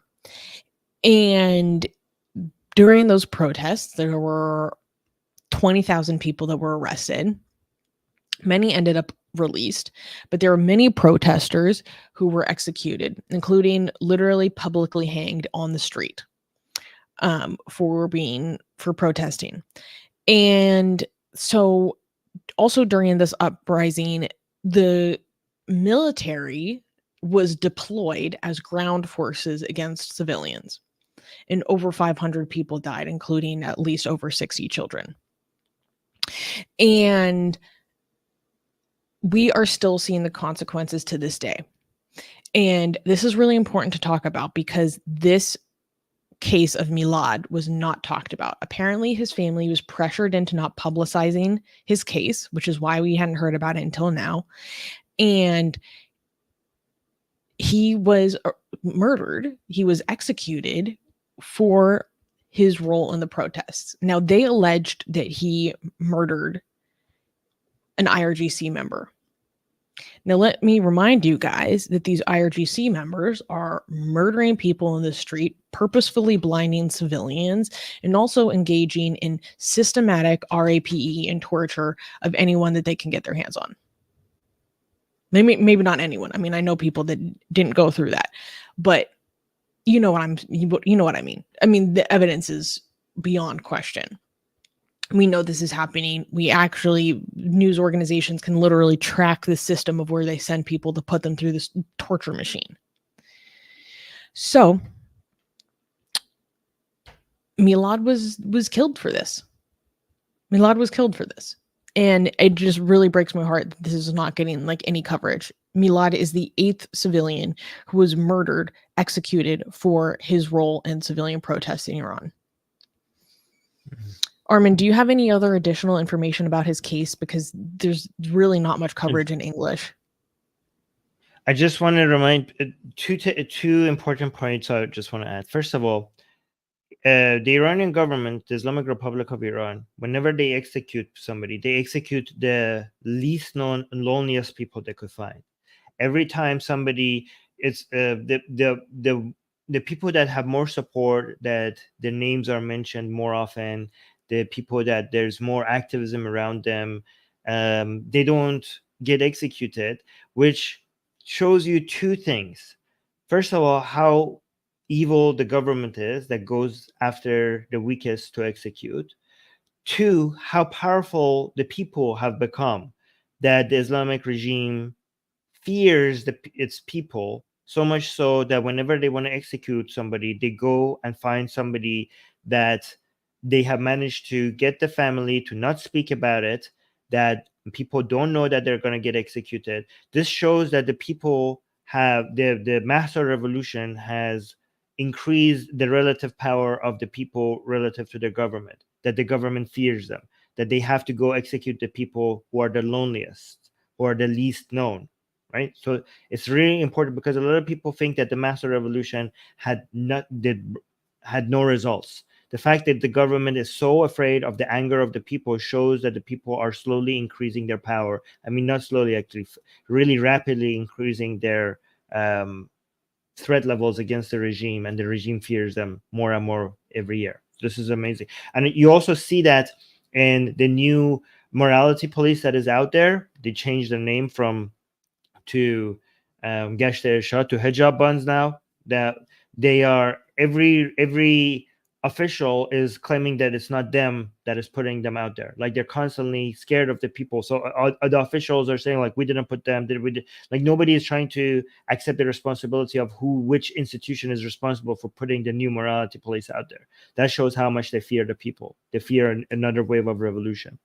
That's one point. So I just wanted to mention. And the second point that I wanted to add is that I know a lot of people that come here already know this, because I constantly repeat it, but I just want to mention for people who might not know this, the method of execution, right? So you see the news behind him, like, so a lot of you may know that in Iran they hang people to execute them. But I want you to understand, because a lot of you watch Western movies and think that hanging is what you see in Hollywood movies, especially like from the Wild West. You see that there's a trapdoor under their feet, and it opens, and the people fall, and their neck breaks, and they die. That's not how hanging is done in Iran. There's no door that opens and then you drop and your neck breaks and you die. That's too fast of a death for the Iranian regime. I want people to understand that every single one of these people were slowly killed to death. It's on purpose. That slow death is on purpose to scare the people. So instead of a door opening right underneath your feet and breaking your neck, they put people. So this might be triggering to a lot of people, so I'm warning you. They put the noose around your neck and they slowly lift you. So you slowly suffocate to death instead of you having your neck broken. And the pressure on the neck is so high that many people have chewed their tongues out while just hanging there. And they have a doctor at hand there that constantly goes and checks if you're dead or not. And for some people, it have lasted so long. Like the doctor constantly goes. So they have to leave you there until the doctor confirms that you're dead. And I can't even tell you like how long for some people it had lasted. The doctor was like sitting there for a very, very long time, constantly going there and checking, and the person was still alive. So it's a very, very slow and painful death. Just wanted to for everybody to know how evil the Islamic regime is. So this guy that you're not seeing here, that's how he died.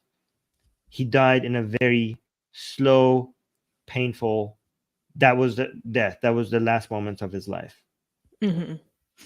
Yeah, Dino was saying, quote unquote, sarcastically, Islam is a religion of peace. Actually, this method of murder in execution is not Islamic. This is actually worse than Islam. Yeah. The Islamic regime in Iran has managed to. Yeah, they have managed to. This is saying a lot. Where you have managed to be more brutal than even Islam. Yeah. I also wanted to say, Armin, what if people came forward and say that we have unquestionable evidence that this guy did, in fact, murder a member of the IRGC during these protests? Well, that would make him a hero. IRGC, you mean like he killed terrorists? Mm-hmm. Yeah. Okay. But yeah. Because that's what happened to Majid Reza Rafnavard, who was one of the civilians that was executed because of his activity in the Mahsa Amini uprising. And remind me if I'm wrong, but there was actually evidence to support that Majid Reza actually did murder members of the Yeah, he guard was court, right? defending his neighborhood against the attack of IRGC terrorists. He was defending the people against an attack. But was there actually like that did happen? That was real. Well, we can't say anything for certain, but it seems like it. But I can't guarantee because we don't know. Yeah, but it seems like it. It seems Yeah. like he was defending his neighborhood against an attack. But I don't know why, but I think about Majid Reza Rafnavard like all the time. I think about him all the time. For those who don't remember, he was the one that when they were doing a forced confession, right before his execution, they came forward to try to vilify him and say, "What did you say in your will? What did you say?" And he's like, "I told them, do not read the Quran for me. Do not cry. I don't want you to pray for me." And they published that, trying to make him seem like a degenerate and villain in corruption to society in front of the Iranian public. And instead it made him a hero. yeah, people love that part. Yeah, which shows how little the Islamic Republic understands its own people. The fact that he was saying, "Don't read the Quran for me," the Islamic Republic published that thinking that it will make people hate him, but it made people love him even more. Yeah. All right, so we have super chats. So let's get to that and then go to the next news. Oh, yeah, Unicorn is saying Javad Ruhi is the one I can't stop thinking about. I mean, exactly same. Javad Ruhi is one I think about all the time as well. Oh, we got some super chats. Okay. So first let's go to Gasian American saying the hangings in Handmaid's Tale are like Iran's. There was a self-deletion boom boom in the show as well. Well, I believe Margaret Atwood is directly inspired by the conditions of women in Iran as what? Yeah. Yeah. People are like, "Oh my God, American Roe v. Wade. We're living in Handmaid's Tale." I'm like, that's based off what's happening in Iran for the past 40 years, 40, 50 years. Yeah. But you guys don't talk about that. Speaking of, can I just go on like a small mini rant about, I've been talking to a lot of my Iranian friends here in the United States, and they see the outcry that's been happening for Hamas and Gaza. And they're like, where was all this? Where were the feminists who are now actively denying the mass rape of Jewish women when we were talking about the systematic, documented, unquestionable mass rape of Iranian women in prisons in Karjak? Where were you guys? You guys talk about liberation and resistance all the time. Where were you guys when we are trying to resist and liberate ourselves from Islamic fascism? Nowhere. Or noticeably absent, or very short-lived support. So the sense of betrayal expressed by my Iranian friends that I talked to, like here in my city and abroad, yeah, it's on a different level. Again, these hypocrisies I'm telling you guys about. They expose themselves over and over and over again. When people tell you who they are, believe them.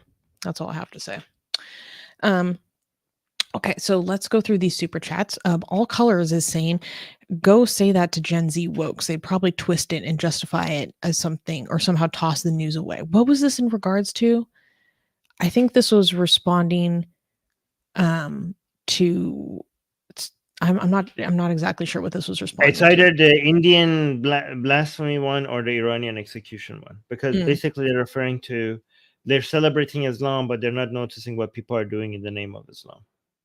Yeah.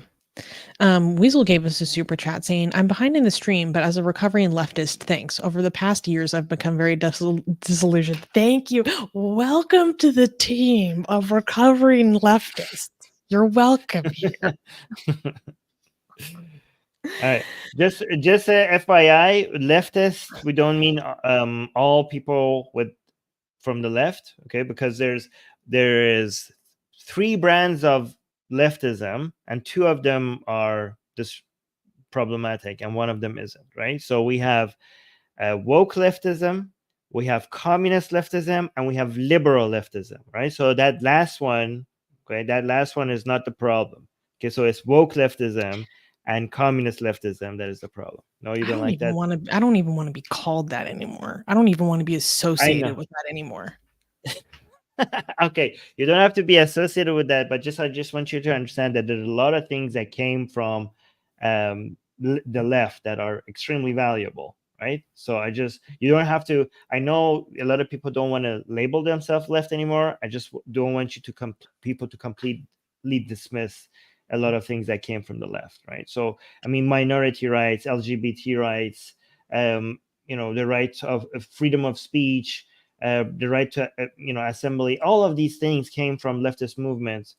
So the couple of first waves of feminism, which we all agree with, they all came from the left. So I just want you to just be dismissal of the wokeism and the communism, but don't be dismissal of all those foundational things that brought us. I mean, the liberal values that we hold dear right now, a lot of them came from leftist movements. I know a lot of conservatives that are better liberals than most left-leaning people I know. Most left-leaning people I know in my own community. I don't want to be associated with these people. I didn't think that I could hate this ideology, this way of thinking more, but October taught me some things. I understand that a lot of liberal values was championed by the right, and a lot of liberal values were championed by the left.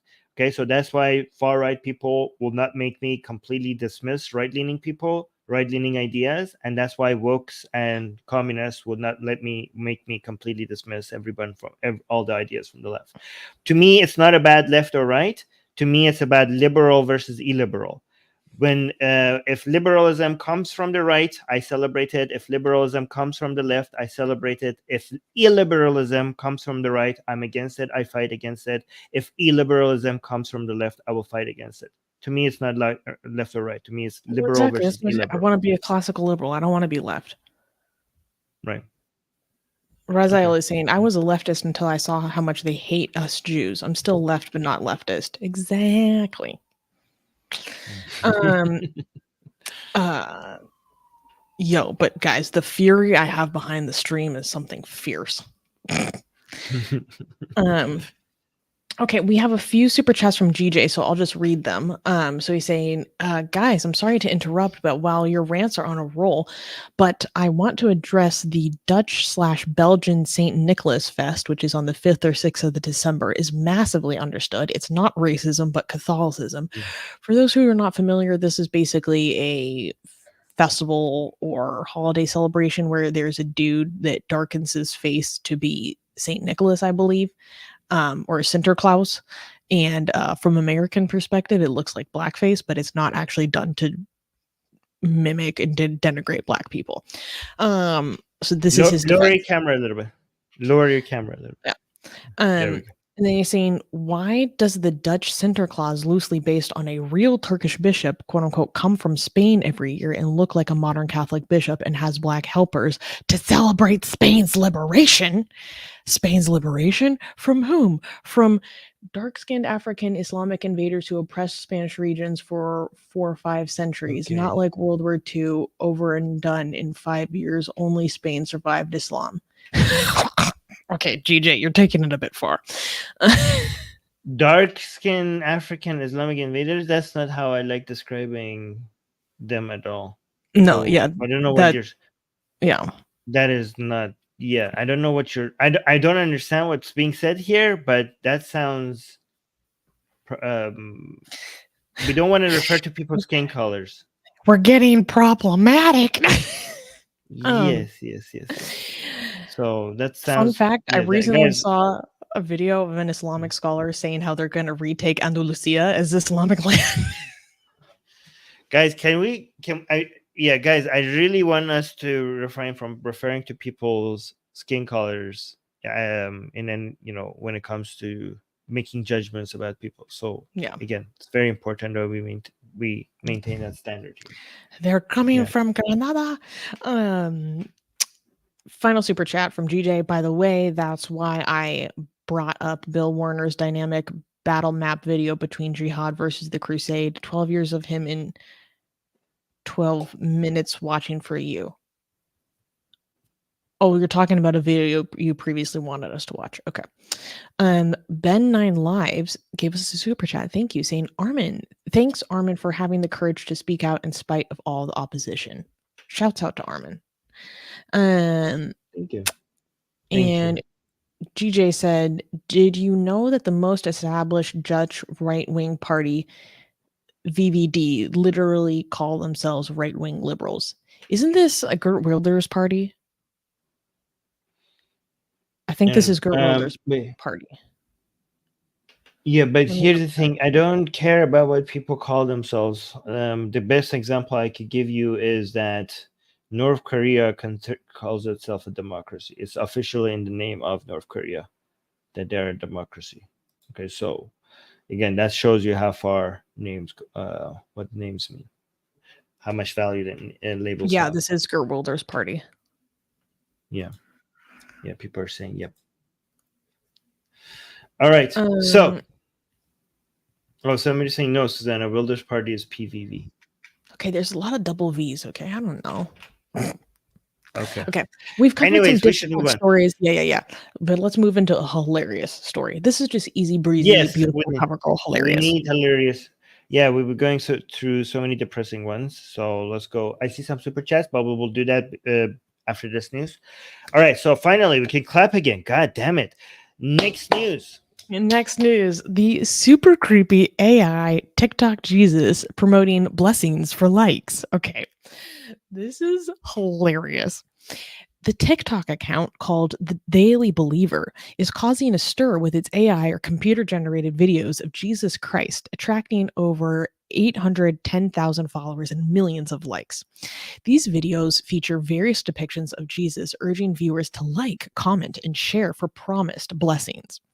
The most popular video, titled Welcome Jesus into Your Home, has garnered over 22.2 million views and 3.5 million likes. It uses a verse from Matthew chapter 10, verse 33, which is a thinly veiled threat, warning, quote, "Whoever denies me before men, I will also deny before my Father who is in heaven," while promising blessings for those who follow and share the video. This trend of soliciting engagement for spiritual rewards is not new and has parallel in email and Facebook chain letters. Brandon Dean, a religious studies professor, notes this reflects the quote-unquote prosperity gospel within Christianity, which links faith to material rewards. However, Dean also observes, quote, "It seems aimed at those who already consider themselves Christian and offers very little in the way of persuasion or explanation of why someone should be a Christian." This observation suggests a commercial rather than evangelical motivation, especially considering the potential earnings from TikTok's creator fund. So Armin, you should show a few of these videos while I quickly use the bathroom. Some of them have background audio, just like music. Just warning. Oh, so I'm gonna listen to myself, and oh my god, it has music. Is it? Hold on, let me see.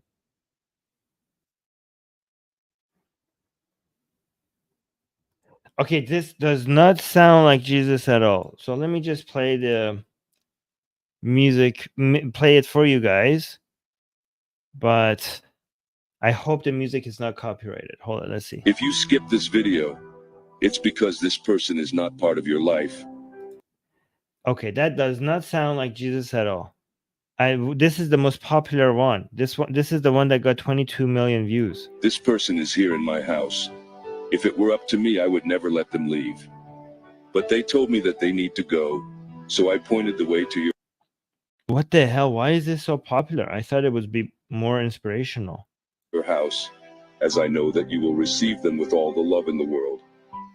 His name is Jesus Christ. Now say very quietly. So here, he's talking about Jesus while being Jesus? So he's saying this person, if you skip, then this person is not in your life. So he's talking about Jesus, but I'm looking at Jesus speaking, but it's talking about Jesus, and he says his name is Jesus, but you're Jesus.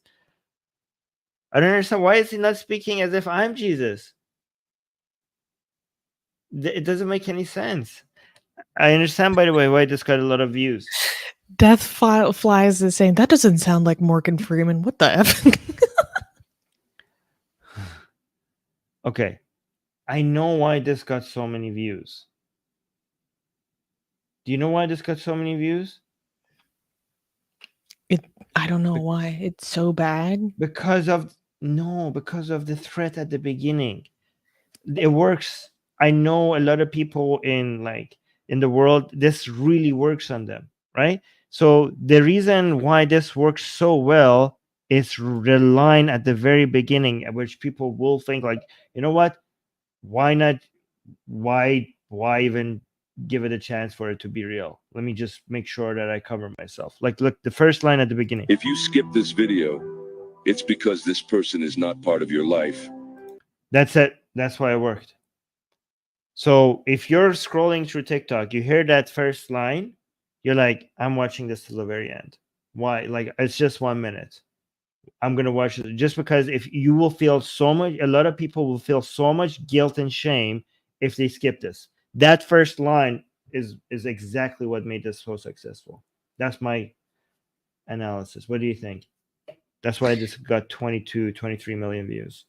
I think you're right. I remember, I mean, here's the thing. When I first got my email account, like me and my friends used to send those emails to each other where it's like, oh my God, if you don't send this to 10 people, you're going to get cursed, blah, blah, blah. But I was 12 when that worked on me. Yeah, but it's hard. But I also need to remember that that is legitimately where millions of people in our world are at. Yes, true. But that curse is easier for people to dismiss that as like something fake. It's not easy for them to dismiss Jesus as fake, right? So if you see Jesus talking and all of a sudden say like, if you skip this, then Jesus is not part of your life and you're a Christian, you're like, holy crap, man. That is like, you know what? Even if this is fake, why give it a risk? I'm just going to watch this for, give it a like, leave it a comment, whatever it takes for me not to be one of those people that doesn't have Jesus. Yeah, that's my guess. They're all so bad. The computer generation isn't even good. I was expecting it to be way better.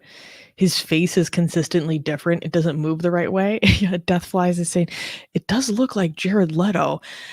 There are some that are very obviously taken from his face. It's pretty hilarious. And it's so creepy looking too. The comments in the live chat are hilarious though. Like, where's the Israeli accent? I mean, Israeli. Did you not speak Armenian? Which one Aramaic. of them should we do? I said Aramaic. I said Aramaic is a Syriac language. Sorry, I misspoke. We should do Mary F or K game with this. What do you think? Which one of them would you marry? Yeah, which one would you marry? Which one would you F? Which one would you K? No, none of them are my type. That's the problem. This is like the opposite of my type. If he looked like an actual Israeli Hebrew, that would be my type. This is just some white guy. Wait, keep scrolling. Let me see if this one. This one is not white. This one is not white. Okay, this is our best so far. Okay. Here I am sitting here objectifying the Son of our Lord. Yeah, let's do that. I think that's good. Okay, these are all Jared Leto. No, thank you. No, thank you. No, thank you. No, thank you. This one. Oh my God, look at this one. No, thank you. It's so creepy. No, thank you. Creepiest one. Oh, it's finished. That's it. That's over. Okay, scroll back up. Let me see if I missed any. Why do they have blue eyes? I don't understand why they have blue eyes. Because it's Jared Leto. I'm pretty sure I think if Jesus had blue eyes, there would be mentions of it somewhere in the Bible. Like it would be very strange. And in the Middle East for somebody. Again, I think that dude right there, second row in the middle, that's the closest we're going to get to my type. Still not close, but we're getting there. Yeah, so that would be who I marry. Yeah.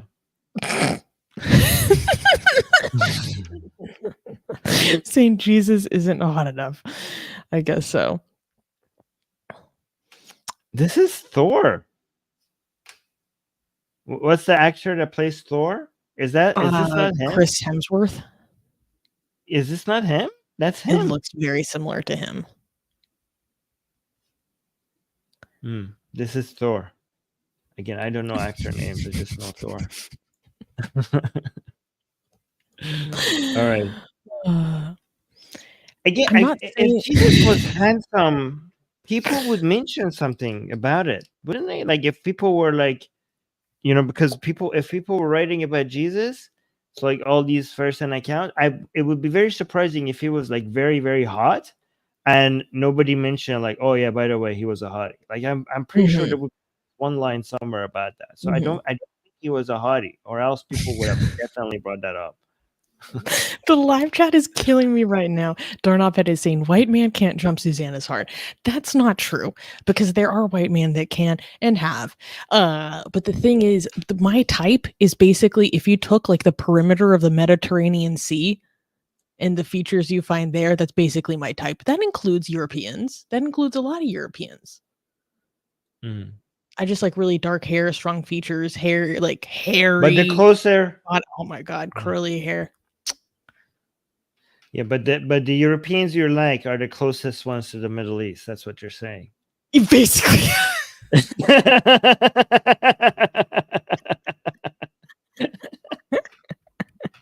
Cut you. I cut you. You know what? Now that you say that, exposed. Exposed. Somebody agrees with you. It would be in English what we just categorize as swarthy. Like, yeah, Okay. that's just, yeah. You know what? Let me stop. That's okay. All right. So let's move on to our last news. Can we clap for this? Wait, we have a bunch of super chats. Oh, yes, we do. Let's do that. Thank you for a $10 super chat, Deathfly, saying, just wanted to let you guys know that you are making a difference. Just a week ago, I was one of the idiots in those videos. A lot of people don't know the facts and the history. I'll be doing my part. Thank you, Deathflies. If you're interested, I think you should look up the interview that I did with Secular Jihadists, which is the first like public appearance I ever did. And I think you would probably relate a lot to my story. So go look that up, and I'm glad that you're here. All colors is saying, Susanna, addressing your point, the Muslim Brotherhood started back in 2019 that they want to win back Andalusia, the Balkans, Greece, and Austria. You know what? That is what we call in project management a stretch goal. Well, that's fantastic. That's fantastic. That's spot on. Okay. GJ gave us another super chat saying, Armin and Susanna, please do not confuse the Dutch longtime right-wing established VVD of Mark Rutte led our last four governments with the PVV Wilders Party. Excuse me, GJ, I'm not familiar with Netherlands Dutch politics. That's fine. There's a one-letter difference between the names of the parties. It's gonna be confusing to foreigners. Excuse me. Said is saying, he's like, no, Armin, it's because this Jesus is a total hottie. I'd smash TBH. GJ also said the Dutch right-wing liberals VVD enabled same-sex marriage in 2001. This is true. Made Netherlands the world first, and proper euthanasia for medical and mental unbearable pain. Salute. Gajan is saying, the only true gods are algorithm and wealth. I know when you look at those videos and the number they're pulling, whoever is making these is pulling probably in a substantial amount of income, and it's actually kind of genius. Gajan American gave us $5 saying, K, blonde-eyed Jesus. Wait. Oh no, he's giving his F Mary kill. Okay. He would K the blonde-eyed Jesus, F the 64-pack Korean Jesus. Have you seen that? Yeah. No. This is referring to a famous statue yeah. of the crucifixion of a Korean Jesus where he has 64-pack, and he would marry the swarthy chest hair Jesus. See, Asian American is a gentleman of cultured taste like myself. Yes, freaking yoked Jesus. Like, look at that absolute unit. That's not a man, that's a unit. That's a tank in human form. And Ben 9 Live saying JC is kidnapped and needs your money. I think he's referring to what was said in the TikTok.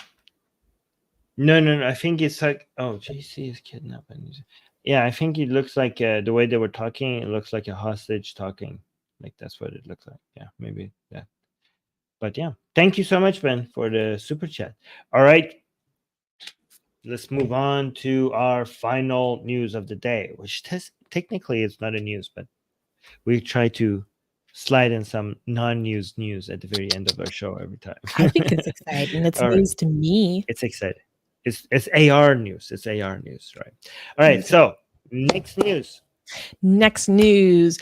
Armin recently had an amazing appearance on this other podcast, and I want to make sure that we promote it. So Armin was recently interviewed by the Institute for Liberal Values, and he had an amazing conversation with David Bernstein, the author of Woke Anti-Semitism, and Mike Burke. And I wanted to make sure that we plug this for everyone because I loved this conversation. Mike and David are both very knowledgeable. And so it was so like you guys had such an interesting conversation, both about the elements of power and how power is appreciated very differently by different forces. And then also you had so much genius stuff to say about the revolutionary fetish, as you put it. So I genuinely learned a lot from this conversation. I loved it. And what's interesting is David and Mike actually had very smart pushback and criticism and challenging of Armin. So it's awesome to see you be challenged in a very intelligent way, because oftentimes it's not. And I love moments like that. What did you think about your conversation with Mike and David? Because I just loved this. Yeah, I mean, it's usually when I talk to people who disagree with me, it's just like, it's just so easy, and the conversation is not very challenging or intelligent. But sometimes you feel yourself like people are pushing you, and you have to work for it. Like they have some good points against what you're saying, and you just feel like you just did a good exercise coming out of it, right? So yeah, that's what I enjoyed about it most. Like, I haven't been, a lot of times we're pushing back against woke people, far right people, very religious people, and you just feel, sometimes you feel like you're talking to people that are intelligent, and you just feel like, what are we even doing here? So I just needed conversation like this more. I just need to find more people that I could have these types of conversations with more often, which is this is why it was so refreshing. Again, guys, I put the link in the live chat, and I think it's under the video as well, the link to it in the description. I think it should be. Yeah, okay. Yeah, so guys, make sure to check it out. It was very informative. The way that you guys, especially, I want to emphasize again, like how you were talking about beliefs around power and how it is so different and differentiated, and it causes a great disconnect when talking about specifically the Israel-Hamas conflict. Was very important for people to understand and grasp. And David Bernstein in particular brings in a lot of really interesting perspective as being someone who's from an Iraqi Jewish family. And I thought that was really, really informative and powerful as well. So guys, make sure to go check it out. I'll put a link in the description again. And make sure to leave a comment. Tell them that you enjoyed the interview, the stream, and ask them to have Armin back. Yeah, Unicorn is saying, I missed that. Thanks for sharing. Look forward to watching. I really want to read David's book, Woke Anti-Semitism. It's so pertinent right now. Yes, yes. I literally put it on my Christmas list. Oh, we got 2 super chats, so let's do that. Ooh, beautiful. Yusuf is saying, get working more progress on Indonesia, please. Yes, I do want to cover more stories from Indonesia. So Yusuf, I think you told me that you messaged me on Instagram. If you find good stories that you want us to cover in on Indonesia, obviously it has to be in English, please send them directly to me. I would love to cover it more. I just don't hear about what's the issues happening in Indonesia very often. So if you have them, bring them to my attention. I'd love to cover it. So And just before we go there, it has to be a big deal for us to cover it here, because we are very limited because there's so many things happening, and we are limited on what we choose to cover. But we do need to get our Discord more active. So even if there are many important news that we are not covering here today, that we need you guys to get into our Discord and get people active and talking about all of this news over there. So please, again, guys, look at the link in the description, look at our Discord, and try to bring attention to different activities. And also, by the way, you could also use the function, our voicemail function, and talk about whatever that other people needs to know. So again, you could, if you leave a recording, your own voice message about something that people need to know, we will post that on our channel, and on our podcast, right? So we have given you our platform to bring attention to everything that you need to bring attention to. Again, we have Dolly that is doing a lot of work behind the scenes and editing your voice messages and posting it on our YouTube channel. So don't just ask me and Susanna to do things. We have given you our YouTube channel and our podcast, and you could just leave a voice message about whatever in Indonesia, in Malaysia, in Bangladesh, in Egypt, in the United States, in Iran, and we will just play it. We will do some fact checking on it, making sure that it's correct, and then we will play it. You could talk about your own personal experiences, about some news that is not being covered. So use that function, use that feature in our description. So it's leave us a voicemail. And Unicorn gave us a super chat. Thank you, Unicorn, saying thanks, Susan Armin. Thank you for supporting. Thank you for everyone that watches today, likes, comments, subscribes. It's a huge help. We need to get the message out there. We need to grow the AR army, which is a good reminder that we are on the road to 50K. Okay. So that means you have to subscribe. You have to make sure that you stay tuned, because we do this every single week at the same time. Armin has been doing a lot more juicy live streams during the week, which I have been loving. So make sure that you stay involved, because we're here to provide a community to people that otherwise feel isolated. And that's really what we're all about. And Jean is saying, can I DM you on Instagram? Yeah, my Instagram, the link is in the description. You can send me a DM and I will get to it. Sometimes it filters things weird, but anyone is more than welcome to at least shoot me a DM. If you're harassing me, I'm not going to reply. And thank you everyone for being here. Thank you for making our community what it is. It's not just us that, makes things happen. It really is our whole community and everyone behind the scenes. In particular, I wanted to celebrate that. I don't know if you guys noticed, but we had our news writers back this week. We had our news back on the website this week. And this is because of the support that we got from the community, we were able to hire back members of our team that we pay to write our news and keep the show at the quality that you guys know, love, and deserve. So thank you to everyone who became a member to support the show, to make sure that we can always keep delivering it the way that you like it. And if you're one of those people that gets value out of what we do, gets value out of the work that the entire team puts behind it, it's not just me and Armin, please consider becoming a monthly donor and helping keep the show alive. The link to that should be right at the top of the description. And I was just about to end, but we just got 2 more super chats. So I'll read these out. Yeah. Rami John, saying, I'm glad you're live now. Usually you stream when I'm in the middle of my sleep. Keep them coming. This is the same time we stream every weekend now. And All Colors is saying, look up Julia Chechitin homicidio, a priest insulted the victim's sister wearing a Thrasher hoodie with a pentagram. Okay, I'll go look that up. Maybe if it seems juicy enough, you might see us cover it next week. Oh my God. And once again, right when I was about to end, Raziel just became a new member. Thank you, my friend. Welcome to Satan's Minions. Thank you.